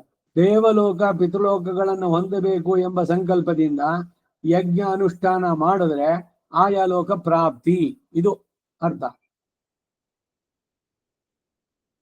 ಇವರುಗಳಿಗೆಲ್ಲ ಕೊನೆಗೆ ಪುನರಾವೃತ್ತಿ ಆಗತ್ತೆ. ಪಿತೃಲೋಕಕ್ಕೆ ಹೋದವರು ಕೂಡ ವಾಪಸ್ ಬರ್ತಾರೆ, ಭೋಗಗಳೇನಿದೆಯೋ ಅದನ್ನು ಅನುಭವಿಸಿ ಮತ್ತೆ ವಾಪಸ್ ಬರೋರೇನೆ. ಅದೇ ಯಜ್ಞಗಳಿಂದ ಆ ದೇವಾದಿಗಳಿಗೆ ಆತ್ಮವಾಗಿರುವಂತಹ ನಾನೇ ಭಗವಂತನೇ ಪ್ರೀತನಾದ ಎಂಬ ಸಂಕಲ್ಪದಿಂದ ಆ ಯಜ್ಞಗಳನ್ನು ಅನುಷ್ಠಿಸಿ ಉಪಾಸಿಸುವವರಾದರೂ ಮಾಮ್ಯಾಂತಿ, ನನ್ನನ್ನೇ ನಿತ್ಯ ವಿಭೂತಿಯಲ್ಲಿ ಹೊಂದುತ್ತಾರೆ. ಇವರಿಗೆ ಪುನರಾವೃತ್ತಿ ಇಲ್ಲ, ಲೀಲಾ ವಿಭೂತಿಯಿಂದ ಬಿಟ್ಟು ನಿತ್ಯ ವಿಭೂತಿಗೆ ಹೋಗುವಂತವ್ರು. ಈ ಶ್ಲೋಕ ಅಭಿಪ್ರಾಯದ ವಿಷಯದಲ್ಲಿ ಹಸ್ತಿಗಿರಿ ಮಹಾತ್ಮೆಯಲ್ಲಿ ಉಪಪಾದಿತವಾದ ಅಂಶ ಅವಶ್ಯ ಅನುಸಂಧಾನಾರ್ಹ. ಹಸ್ತಿಗಿರಿ ಅಂದ್ರೆ ಕಾಂಚೀಪುರ ವರದರಾಜಂದು ಹಸ್ತಿಗಿರಿ,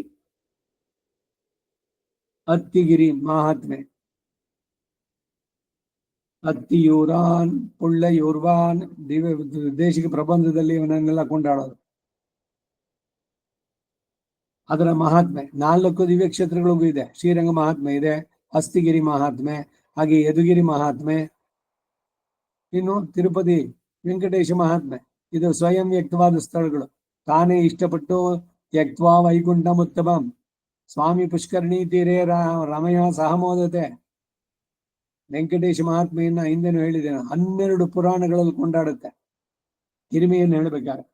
ಇಲ್ಲಿ ಈ ಹಸ್ತಿಗಿರಿ ಮಹಾತ್ಮೆಯ ಒಂದು ವೃತ್ತಾಂತವನ್ನು ಹೇಳ್ತಾ ಇದ್ದಾರೆ. ಚತುರ್ಮುಖ ಬ್ರಹ್ಮ ಸತ್ಯವ್ರತ ಕ್ಷೇತ್ರ, ಅದೇನೆ ಹಸ್ತಿಗಿರಿ. ಅಲ್ಲಿ ಅಶ್ವಮೇಧ ಯಾಗವನ್ನು ಮಾಡಿದ. ಆಗ ಅಗ್ನಿ ಮಧ್ಯದಲ್ಲಿ ಶ್ರೀ ವರದರಾಜನನ್ನು ಆವಾಹನೆ ಮಾಡಿ ಧ್ಯಾನಿಸಿ ಇಂದ್ರಾದಿ ದೇವತೆಗಳ ಹೆಸರನ್ನೇ ಹೇಳಿ ತತ್ತತ್ ಶರೀಕನಾದ ಪರಮಾತ್ಮನಿಗೇನೆ ಎಲ್ಲ ಹವಿಸ್ಸನ್ನ ಭಗವತ್ ಪ್ರೀತ್ಯರ್ಥವಾಗಿ ಸಮರ್ಪಿಸಿದ. ಆಗ ದೇವತೆಗಳೆಲ್ಲ ಪರಸ್ಪರ ಮುಖವನ್ನು ನೋಡುವರಾಗಿ, ಓ ಚತುರ್ಮುಖ ಬ್ರಹ್ಮರೇ, ಇದೇನು ವಿಚಿತ್ರ, ನಮ್ಮಗಳ ಹೆಸರನ್ನು ಹೇಳೋದೇನು, ಅವುಗಳನ್ನು ಪರಮಾತ್ಮನಿಗೆ ಸಮರ್ಪಿಸೋದು ಅಂದ್ರೇನು ಅಂತ ಕೋಪದಿಂದ ಪ್ರಶ್ನಿಸೋದಂತೆ. ಅದಕ್ಕೆ ಚತುರ್ಮುಖ ಬ್ರಹ್ಮ ಸಮಾಧಾನ ಹೇಳ್ತಾನೆ, ಯಜ್ಞ ಹವಿಸ್ಸೆಲ್ಲ ನಿಮ್ಮಗಳ ಹೆಸರನ್ನು ಹೇಳಿದ್ರು ಕೂಡ ಶ್ರೀ ಜನಾರ್ದನನಿಗೆ ಸಲ್ತಕ್ಕದ್ದು. ಇದಕ್ಕೆ ನಿಮ್ಮ ಆಕ್ಷೇಪವು ಯುಕ್ತವಲ್ಲ. ದತ್ತಂ ಯುಷ್ಮನ್ ಮುಖಾದ್ ಭುಂಕ್ತೆ ಅವಿಹಿ ಸ್ವರ್ಗಾರ್ತಿಭಿ ಸರೇಹೆ ಮುಮುಕ್ಷುಭಿಸ್ತಥಾ ಭುಂಕ್ತೆ ಸ್ವಯಮೇವ ಜನಾರ್ದನಃ ಫಲಂ ದದಾತಿ ಸರ್ವೇಷಾಂ ಸ ಏವ ಪರಮಃ ಪುಮಾನ್. ಸ್ವರ್ಗದ ಭೋಗ ಅಪೇಕ್ಷೆ ಉಳ್ಳವರು ನಿಮ್ಮ ಮೂಲಕವಾಗಿ ಕೊಟ್ಟಂತ ಹವಿಸ್ಸನ್ನ ಶ್ರೀಹರಿಯು ನಿಮ್ಮ ಮೂಲಕವಾಗಿಯೇ ಪರಿಗ್ರಹಿಸ್ತಾನೆ. ಮೋಕ್ಷಾರ್ಥಿಗಳು ನಿಮ್ಮ ಹೆಸರನ್ನು ಹೇಳಿ ಸಮರ್ಪಿಸಿದ್ದನ್ನ ಶ್ರೀ ಜನಾರ್ದನನು ನಿಮ್ಮಗಳ ಸಂಬಂಧ ಇಲ್ಲದೆ ತಾನೇ ಅಲ್ಲಿ ಪರಿಗ್ರಹಿಸ್ತಾನೆ. ಇಲ್ಲಿಯೂ ನಿಮ್ಮಗಳ ಹೆಸರನ್ನು ಹೇಳಿದ್ರು ಶ್ರೀ ವರದರಾಜನು ತಾನೇ ಪರಿಗ್ರಹಿಸ್ತಾನೆ. ಏಕೆಂದ್ರೆ ನಾನು ಮೋಕ್ಷಾರ್ಥಿಯಾದ ಅಧಿಕಾರಿಯಾದ್ದರಿಂದ ಎಂಬ ಭಾವ. ಸ್ವರ್ಗಕಾಮಿಗಳು ಮೋಕ್ಷಾರ್ಥಿಗಳು ಹೇಗೆ ಸರ್ವ ಅಧಿಕಾರಿಗಳಿಗೂ ಫಲ ಕೊಡುವವನು ಆ ಪರಮ ಪುರುಷನಾದ ಸರ್ವೇಶ್ವರನೇ. ಏಕೆಂದ್ರೆ ಎಲ್ಲವೂ ಪರಮಾತ್ಮಂದೇನೆ, ಇವರುಗಳಿಗೆ ಸೇರಿದ್ದಾಗಿ ಯಾವುದೂ ಇಲ್ಲ. ಆದ್ದರಿಂದ ಎಲ್ಲ ಸಂದರ್ಭದಲ್ಲೂ ಆತನೇ ಯಜ್ಞ ಹವಿಸ್ಸನ್ನ ಪರಿಗ್ರಹಿಸತಕ್ಕದ್ದು ಎಂದಷ್ಟೇ ಎಂಬುದೇ ಇಲ್ಲಿ ತಾತ್ಪರ್ಯ ಅಂದ್ರು.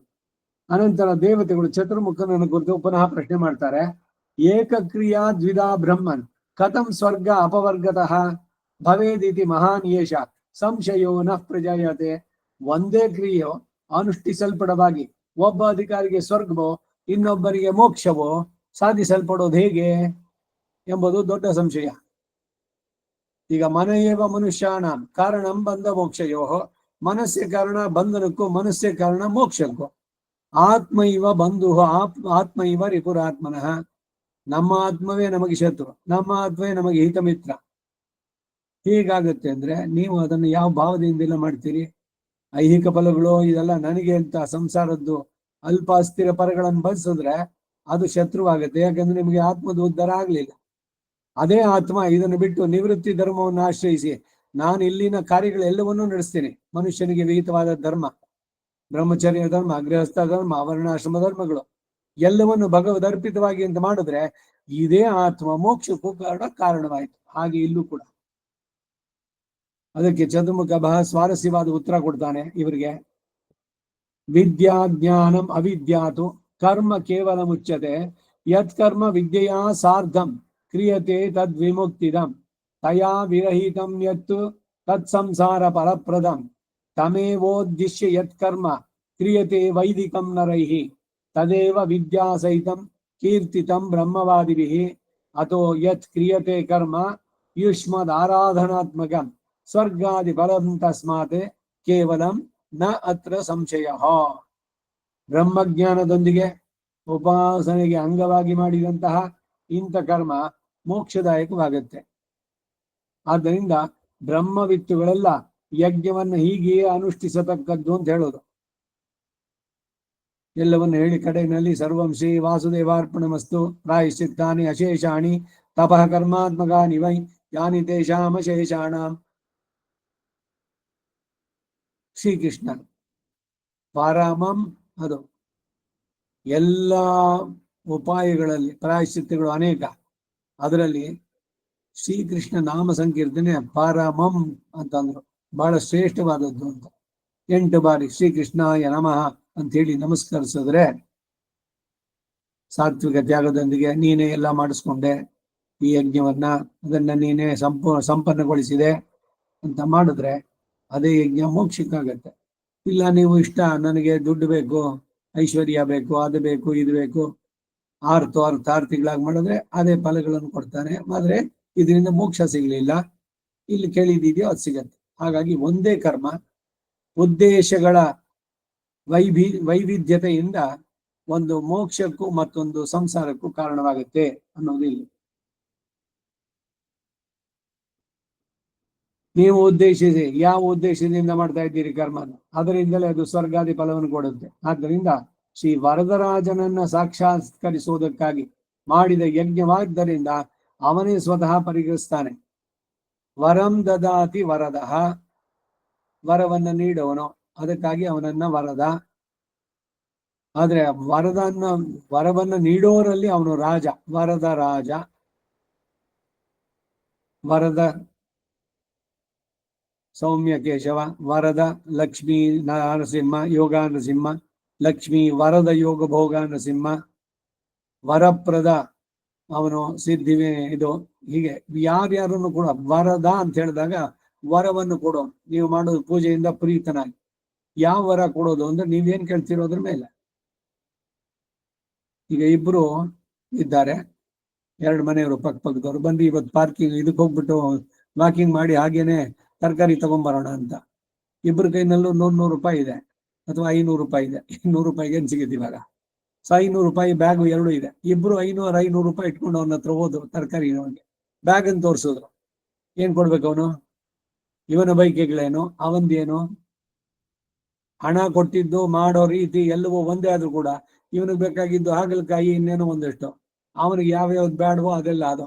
ಅವನು ಬೆಳೆಸಿದ್ ನನಗೆ ಬೀಟ್ರೂಟು, ಕೋಸು, ಇನ್ನೊಂದು ಎಲ್ಲ ಹಾಕು, ಪಡವಲಕಾಯಿ, ನುಗ್ಗೆಕಾಯಿ, ಸೋರೆಕಾಯಿ ಅವೆಲ್ಲ ಅವನು ಬಯಸಿದ್ದು ಅವನು ಕೊಟ್ಟ. ಇವನ್ ಕೇಳಿದ್ದು ನನಗೆ ಶಾಸ್ತ್ರಕ್ಕೆ ವಿರುದ್ಧವಾದದ್ದು ಬೇಡ, ಇದನ್ನೇ ಕೊಡು ಅಷ್ಟು ಸಾಕು ಅಂತ. ಹುಳ್ಳಿಕಾಯಿ, ಗೋರಿಕಾಯಿ ಇವನ್ ತಗೊಂಬಂದ.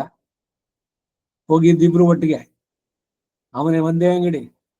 ಅಲ್ಲೇನೆ ಇವನಿಗೆ ಬೇಕಾದದ್ದು ನಿವೃತ್ತಿ ಮಾರ್ಗಕ್ಕೆ ಬೇಕಾದವನು ಅವನು ನನಗೆ ಇದ್ರಲ್ಲಿ ರುಚಿ ಇದೆ, ಈರುಳ್ಳಿ 1 kg ಹಾಕಿ, ಬೆಳ್ಳುಳ್ಳಿ ಹಾಕಿ, ಬೆಳ್ಳುಳ್ಳಿ ಒಗ್ಗರಣೆ ಇಲ್ದಿದ್ರೆ ಆಗತ್ಯೆ ಅಂತ ಅವನು ಬಯಸಿದ್ದ ಅವನು ತಗೊಂಡ. ಹಾಗೆ ಕೊಡವನು ಒಬ್ಬನೇನೆ, ಸಲಕರಣೆಗಳು ಅಷ್ಟೇನೆ.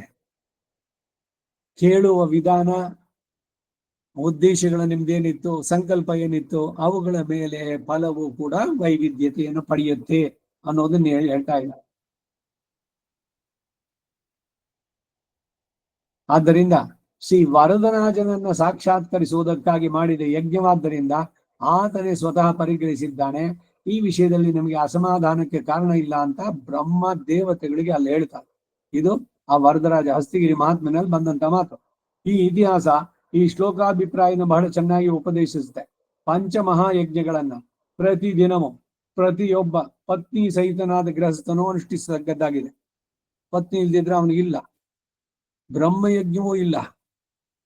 ಹಾಗಾದ್ರೆ ವೇದ ಹೇಳಬಾರ್ದು ಅಂತಂದ್ರೆ ವೇದವನ್ನು ಹೇಳೋದಕ್ಕೆ ಅಧಿಕಾರ ಆಗತ್ತೆ ಯಾರಿಗೆ? ಯೋ ಅಪತ್ನೀಕಃ. ಆದ್ರೆ ಅವನು ಬ್ರಹ್ಮ ಯಜ್ಞ ಅಂತ ಸಂಕಲ್ಪ ಮಾಡಿ ಹೇಳೋಂಗಿಲ್ಲ. ಯಾಕೆಂದ್ರೆ ಯಜ್ಞವನ್ನು ಮಾಡ್ಬೇಕಾದ್ರೆ ಪತ್ನಿ ಜೊತೆನಲ್ಲಿರ್ಬೇಕು.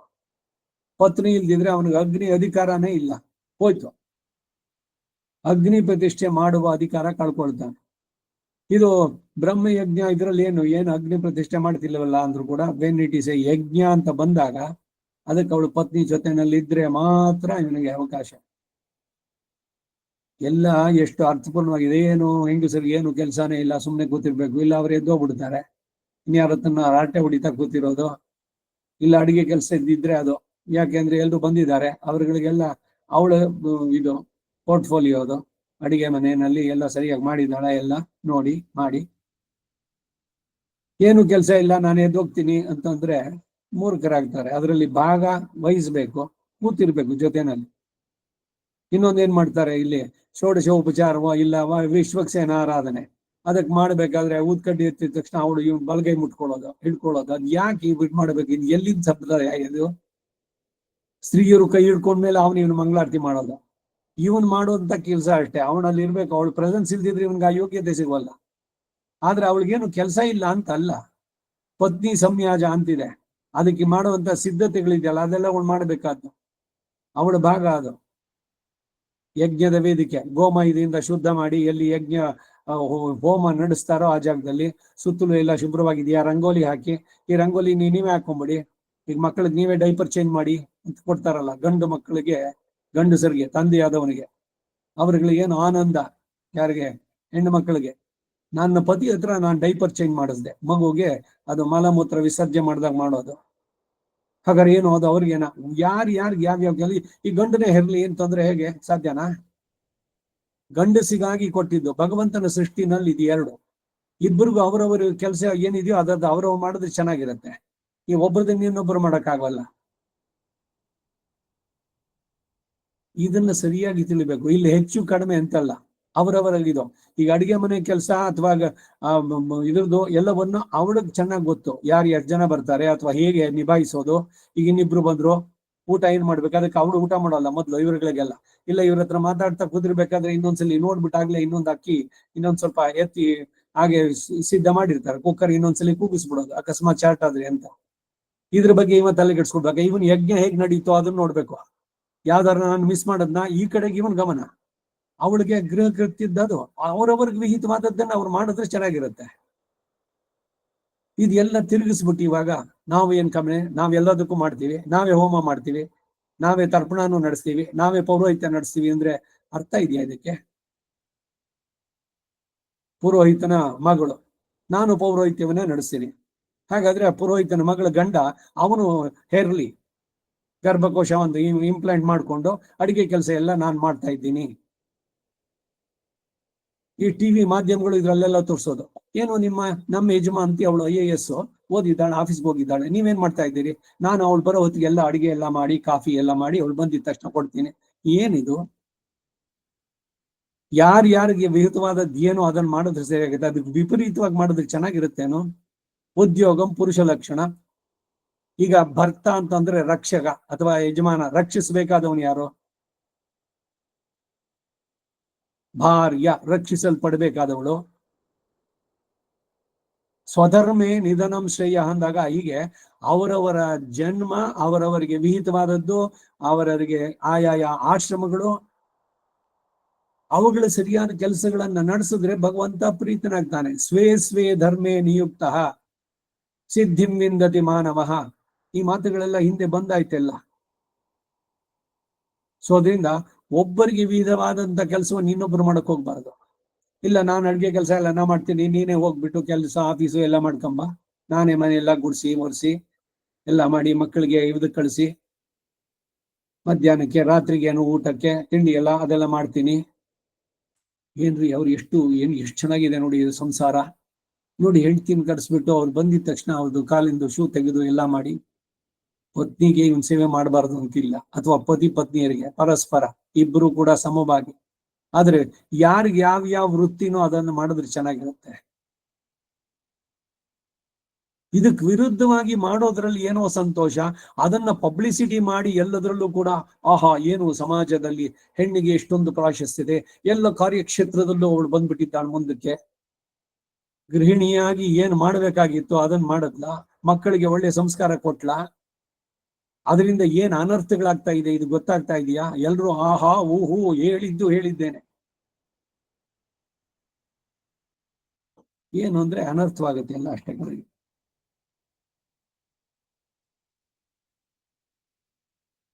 ಪಂಚಮಹಾಯಜ್ಞಗಳನ್ನ ಪ್ರತಿದಿನವೂ ಪ್ರತಿಯೊಬ್ಬ ಪತ್ನಿ ಸಹಿತನಾಗಿ ಪತ್ನಿ ಸಹಿತನಾದ ಗೃಹಸ್ಥ ಅನುಷ್ಠಿಸತಕ್ಕದ್ದಾಗಿದೆ. ಈಗ ಮೇಲೆ ಹೇಳಿದ ಕ್ರಮದಲ್ಲಿ ಕೇವಲ ಕರ್ಮ ರೂಪದಲ್ಲಿ ಅನುಷ್ಠಿಸಿದರೆ ಸ್ವರ್ಗಾದಿ ಫಲದಾಯಕವಾಗೋದ್ರಿಂದ ಮೋಕ್ಷಾರ್ಥಿಯಾಗುವನು ದೇವಾದಿ ಶರೀರಕನಾದ ಪರಮಾತ್ಮನೇ ಸುಪ್ರೀತನಾಗ್ತಾನೆ ಅಂತ ಸಂಕಲ್ಪಿಸಿ ಈ ಪಂಚಮಹಾಯಜ್ಞದಿಂದ ಭಗವಂತಂ ವಾಸುದೇವಂ ಅರ್ಚಯಿಷ್ಯಾಮಿ ಪ್ರಾತಃ ವೈಶ್ವದೇವೇನ ಯಕ್ಷ್ಯೇ. ಸಾಯಂ ವೈಶ್ವದೇವ, ಅದು ಯಾಕೆ? ಶ್ರೀ ಭಗವದಾಜ್ಞೆಯ ಅವನ ಆಜ್ಞೆ, ಅದು ಶ್ರೀಮನ್ನಾರಾಯಣ ಪ್ರೀತ್ಯರ್ಥಂ ಅವನಿಗಾಗಿ ಮಾಡಿದ್ದು. ಅನೇನ ಕರ್ಮಣ ಭಗವಾನ್ ಪ್ರಿಯತಾಂ ವಾಸುದೇವ ಅಂತ ಹೇಳಿ ಕಡೆಗೆ ಸಾತ್ವಿಕ ತ್ಯಾಗವನ್ನು ಹೇಳಿದ್ರೆ ಉಪಾಸಕನಿಗೆ ಅದು ವಿದ್ಯೆಗೆ ಅಂಗವಾಗಿ ಮೋಕ್ಷದಾಯಕವಾಗುತ್ತೆ ಅನ್ನೋದು ಇಲ್ಲಿ ಮುಖ್ಯ ತಾತ್ಪರ್ಯ. ಐಶ್ವರ್ಯ ಕಾಮಿಗಳಾದ್ರೂ ಇಂತಹ ಜ್ಞಾನದಿಂದ ಅನುಷ್ಠಿಸಿದೆ ಇಂದ್ರಾದಿಗಳನ್ನೇ ಆರಾಧಿಸಿ ಧನಂ ಧಾನ್ಯಂ ಪಶುಂ ಬಹುಪುತ್ರ ಲಾಭಂ ದೀರ್ಘವಾದ ಆಯಸ್ಸು ಕೀರ್ತಿ ಯಶಸ್ಸು ಗೌರವ ಮನ್ನಣೆ ಮಣ್ಣು ಮಸಿ ಎಲ್ಲ ಏನೇನ್ ಬೇಕೋ ಅದೆಲ್ಲ ಕೇಳಿದ್ರೆ ಅದೇ ಸಿಗತ್ತೆ, ಮೋಕ್ಷ ಅಂತೂ ಸಿಗೋಲ್ಲ.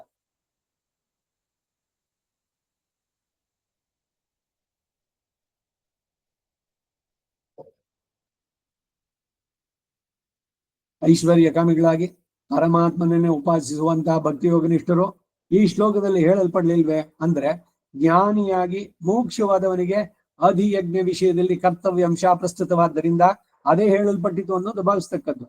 ಫಲಕಾಮಿಗಳಾಗಿ ದೇವ ಪಿತೃ ಭೂತ ಯಜ್ಞ ಕರ್ತಗಳನ್ನು ಹೇಳಿ ಐಶ್ವರ್ಯಾರ್ಥಿಗಳಾದ ಭಕ್ತಿಯೋಗನಿಷ್ಠರು ಹೇಗೆ ಅನುಷ್ಠಿಸುವರು ಎಂದು ಹೇಳದೇ ಇರೋದು ಲೋಪವಾಗುವುದಿಲ್ವೇ ಅಂತ ಆಕ್ಷೇಪಿಸಿದ್ರೆ ಆಗ 4 ವಿಧವಾದ ಭಕ್ತರಿಗೂ ಅನ್ವಯಿಸುವ ಹಾಗೆ ಅರ್ಥ ಮಾಡ್ಬೋದು. ಹೇಗೆ ಅಂದ್ರೆ ಮದ್ಯಾಜಿನೋಪಿ, ನನ್ನ ಭಕ್ತರಾದ 4 ಜನರು, ಆರ್ತು ಅರ್ಥಾರ್ಥಿ ಜಿಜ್ಞಾಸು ಜ್ಞಾನಿ.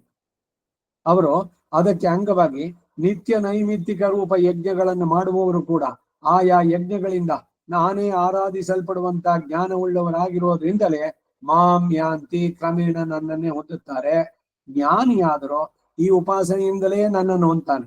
ಇತರರಾದ ಐಶ್ವರ್ಯಾರ್ಥಿಗಳಾದ್ರೂ ಈಗ ಐಶ್ವರ್ಯ ಕಾಮಿಗಳಾಗಿ ಜನ್ಮಾಂತರವನ್ನು ಹೊಂದಿದ್ರು ಕೂಡ ಅವರು ಏನ್ ಬಯಸಿದ್ರು ಅದನ್ನೆಲ್ಲ ಪಡೆದು ಆಮೇಲೆ ನನ್ನನ್ನು ಕುರಿತು ಮಾಡಿದ ಉಪಾಸನೆಯ ಬಲದಿಂದ ನಮೇ ಭಕ್ತ ಪ್ರಣಶ್ಯತಿ ಅಂತ ಮುಂದೆ ಹೇಳುವ ಹಾಗೆ ಭಗವತ್ ಕೃಪೆಯಿಂದ ತಾನು ಕೋರಿದ ಫಲವು ಅಲ್ಪ ಅಸ್ಥಿರವಾದದ್ದು ಎಂದು ತಿಳಿದವನಾಗಿ, ದುಡ್ಡು ಬೇಕು ಬೇಕು ಅಂತ ಅಂದ್ಬಿಟ್ಟು ಬಯಸಿ ಆ ದುಡ್ಡೆಲ್ಲ ಬಂದು ಐಶ್ವರ್ಯ, ಅಂತಸ್ತು, ವಾಹನ, ಮತ್ತೊಂದು, ಕೈಗೊಂದು ಕಾಲ್ಗೊಂದು ಆಳು ಎಲ್ಲ ಇಟ್ಕೊಂಡು ಮನಸ್ಸಿಗೆ ನೆಮ್ಮದಿ ಇಲ್ಲದೆ ಯಾವತ್ತ ಒಂದ್ ದಿವಸ ಅಯ್ಯೋ ಇಷ್ಟೆಲ್ಲ ಯಾಕೆ ಕೊಟ್ಟೆ, ನನಗೆ ನಾನು ಒಬ್ಬನೇ ಇದ್ದಾಗ ನೆಮ್ಮದಿಯಾಗಿದ್ನಲ್ಲ, ಇದೆಲ್ಲ ದೊಡ್ಡ ಸಂಸಾರ ಮಾಡ್ಕೊಂಡಿತ್ತು, 2 ಕಾರು, ಅದರ ಮೇಂಟೆನೆನ್ಸು, ಆ ಕಾರನ್ನು ವಾರಕ್ಕೆ ಒಂದ್ ದಿವಸ ಓಡಿಸದೆ ಇದ್ರೆ ಬ್ಯಾಟ್ರಿ ಡೌನ್ ಆಗುತ್ತೆ, ಅದಕ್ಕೆ ಅವನ್ ಕರಿ ಬ್ಯಾಟ್ರಿ ಚಾರ್ಜ್ ಆಗ್ಬೇಕು, ಅವನಿಗೆ ಒಂದೊಂದ್ಸಲಿಗೂ ಅವನಿಗೆ 200 ಕೊಟ್ಟು ಮತ್ತೆ ಅದನ್ನ ಮಾಡಿ, ಇವೆಲ್ಲ ಇಲ್ದೆ ಆರಾಮಾಗಿರ್ಲಿಲ್ವಾ? ಅಂದ್ರೆ ನೀವು ಬಯಸಿದ್ದು ಅತಿಯಾದ ಭೋಗಗಳು, ಆ ಭೋಗಗಳನ್ನ ಪಡೆದು ಅದರಲ್ಲಿ ಶರೀರಕ್ಕೆ ಬರುವಂತ ರೋಗವೋ ಮತ್ತೊಂದು ಎಲ್ಲ. ಆಮೇಲೆ ಹೇಳ್ತಾರೆ ಡಾಕ್ಟ್ರು ಎಲ್ಲ ಮಿತವಾಗಿ ಮಾಡಿ, ಎಕ್ಸಸೈಸ್ ಮಾಡಿ, ಹೆಚ್ಚಿಗೆ ಉಪವಾಸ ಮಾಡಿ. ಅಯ್ಯೋ ಇದೆಲ್ಲ ಮೊದಲು ಮಾಡ್ತಿದ್ನಲ್ಲ, ಬಿಟ್ಬಿಟ್ಟಿದ್ನಲ್ಲ ಅಂತ ಆ ತೂಕ ಶರೀರದ್ದು ದೇಹದ್ದು ಎಲ್ಲ ಅದನ್ನು ಇಳಿಸಿ ಮಾಡಿ ಆಮೇಲೆ ಆಹಾ ಇದೇ ಚೆನ್ನಾಗಿತ್ತು ಅನ್ನೋ ಹಂಗೆ ಈ ಐಶ್ವರ್ಯ ಮತ್ತೊಂದು ಬಯಸಿ ಅದರಲ್ಲಿ ದುಃಖ ಅದರದನ್ನ ಅನುಭವಿಸಿ ಅಯ್ಯೋ ಇದು ನಾವು ಕೇಳಬಾರ್ದಾಗಿತ್ತು ಅಂತ ಹೇಳಿ ಆಮೇಲೆ ಬುದ್ಧಿ ಬಂತು, ಕೆಟ್ಟ ಮೇಲೆ ಬುದ್ಧಿ ಬಂತು ಅಂತಾಗ ಅದೇ ಇದೆಲ್ಲ ಹಾಗೆ ಆಮೇಲೆ ಭಗವಂತನ ಆಶ್ರಯಿಸುವಂತವ್ರು. ಹಾಗೆ ಅಲ್ಪ ಅಸ್ಥಿರ ಅಂತ ತಿಳಿದವನಾಗಿ ಅದರಲ್ಲಿ ಆಶೆಯನ್ನು ತೊರೆದು ಮೋಕ್ಷಾರ್ಥಿಯಾಗಿ ಪುನಃ ಭಕ್ತಿ ಯೋಗದಲ್ಲಿ ಇಳಿದು ನನ್ನನ್ನು ಹೊಂದುತ್ತಾನೆ ಅನ್ನೋ ಭಾವ, ಅದು ದ್ಯೋತಿತ. ಹಿಂದೆ ಮದ್ಭಕ್ತ ಯಾಂತಿ ಮಾಮಪಿ ಎಂಬುದನ್ನು ಹೇಗೆ 4 ಜನ ಭಕ್ತರಿಗೆ ಅನ್ವಯಿಸಬಹುದೋ ಹಾಗೆ ಯಾಂತಿ ಮದ್ ಯಾಜಿನೋಪಿ ಮಾಂ ಎಂಬುದನ್ನು ಕೂಡ ಸಹ ಅಪಿ ಶಬ್ದ ಸ್ವಾರಸ್ಯದಿಂದ ಮಾಂ ಅಪಿ ಯಾಂತಿ ಎಂದು ಇಟ್ಕೊಂಡ್ರೆ 4ವರಿಗೂ ಇದನ್ನು ಹೇಳ್ಬಹುದು.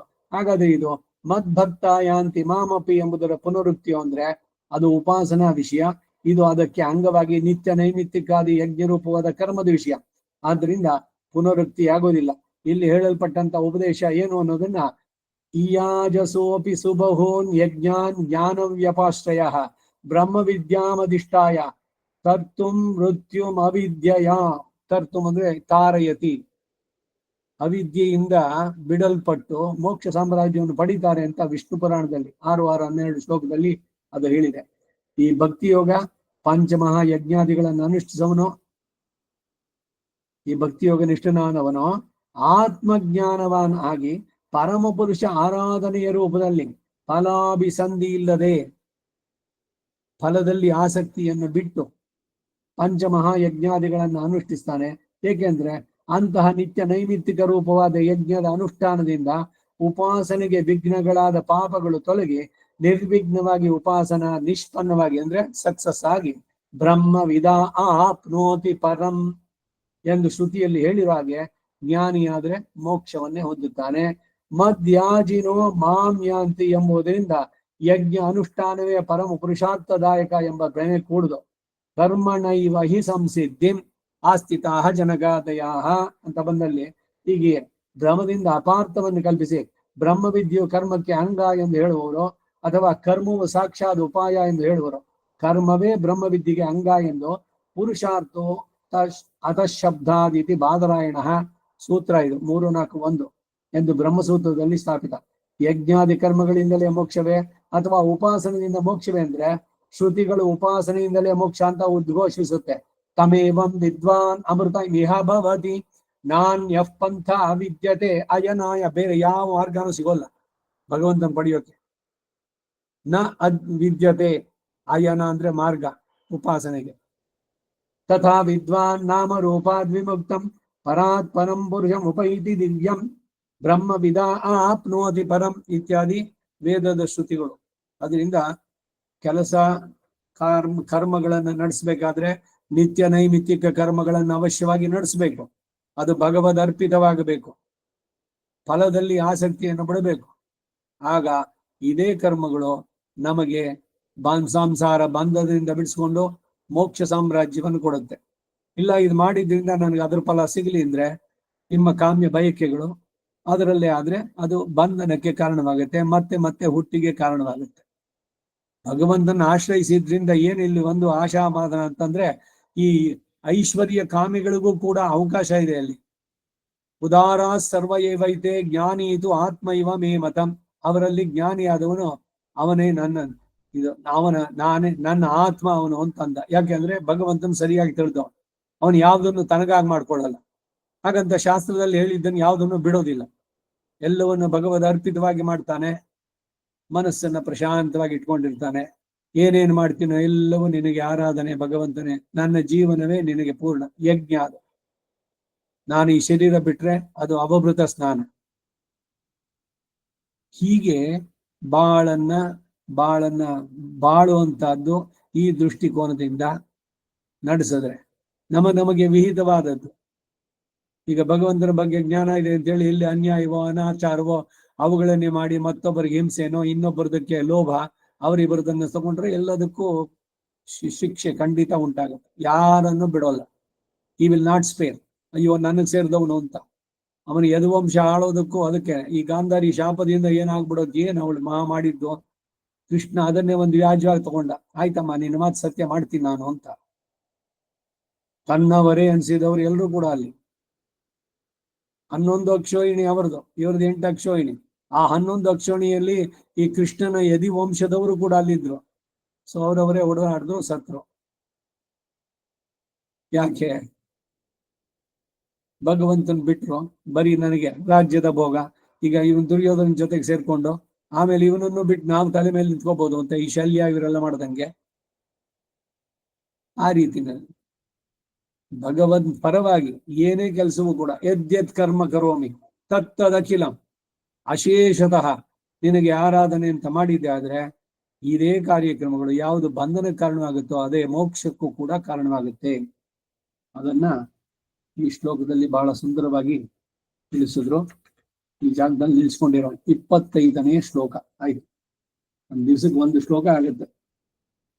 ವಸುದೇವ ಸುತಂ ದೇವಂ ಕಂಸಚಾಣೂರಮರ್ದನಂ ದೇವಕೀ ಪರಮಾನಂದಂ ಕೃಷ್ಣಂ ವಂದೇ ಜಗದ್ಗುರುಂ ಅತಸಿ ಪುಷ್ಪಸಂಕಾಶಂ ಹಾರನೋಪುರಶೋಭಿತಂ ರತ್ನಗಂಗಣಗೇಯೋರಂ ಕೃಷ್ಣಂ ವಂದೇ ಜಗದ್ಗುರುಂ ಕುಟಿಲಾಲಕ ಸಂಯುಕ್ತಂ ಪೂರ್ಣಚಂದ್ರ ನಿಭಾನನಂ ವಿಲಸತ್ಕುಂಡಲಧರಂ ದೇವಂ ಕೃಷ್ಣಂ ವಂದೇ ಜಗದ್ಗುರುಂ ಮಂದಾರಗಂಧ ಸಂಯುಕ್ತಂ ಚಾರುಹಾಸಂ ಚತುರ್ಭುಜಂ ಬರ್ಹಿ ಪಿಂಚಾವಚೂಡಾಂಗಂ ಕೃಷ್ಣಂ ವಂದೇ ಜಗದ್ಗುರುಂ ರುಕ್ಮಿಣೀಕೈಳಿ ಸಂಯುಕ್ತಂ ಪೀತಾಂಬರ ಸುಶೋಭಿತಂ ಅವಾಪ್ತು ತುಳಸಿ ಗಂಧಂ ಕೃಷ್ಣಂ ವಂದೇ ಜಗದ್ಗುರುಂ ಗೋಪಿಕಾನಾಂಕುಜದ್ಗಂಧಂ ಕುಂಕುಮಾಂಕಿತವಕ್ಷಸಂ ಶ್ರೀನಿಕೇತಂ ಮಹೇಶ್ವಾಸಂ ಕೃಷ್ಣಂ ವಂದೇ ಜಗದ್ಗುರುಂ ಶ್ರೀವತ್ಸಾಂಕಂ ಮಹೋರಸ್ಕಂ ಮನಮಾಲಾ ವಿರಾಜಿತಂ ಶಂಖಚಕ್ರಧರಂ ದೇವಂ ಕೃಷ್ಣಂ ವಂದೇ ಜಗದ್ಗುರುಂ ಕೃಷ್ಣಾಷ್ಟಕಮಿದಂ ಪುಣ್ಯಂ ಪ್ರಾತರುತ್ತಾಯ ಪಡೇತೆ ಕೋಟಿ ಜನ್ಮಗತಂ ಪಾಪಂ ಸ್ಮರಣೇನ ವಿನಶ್ಯತಿ.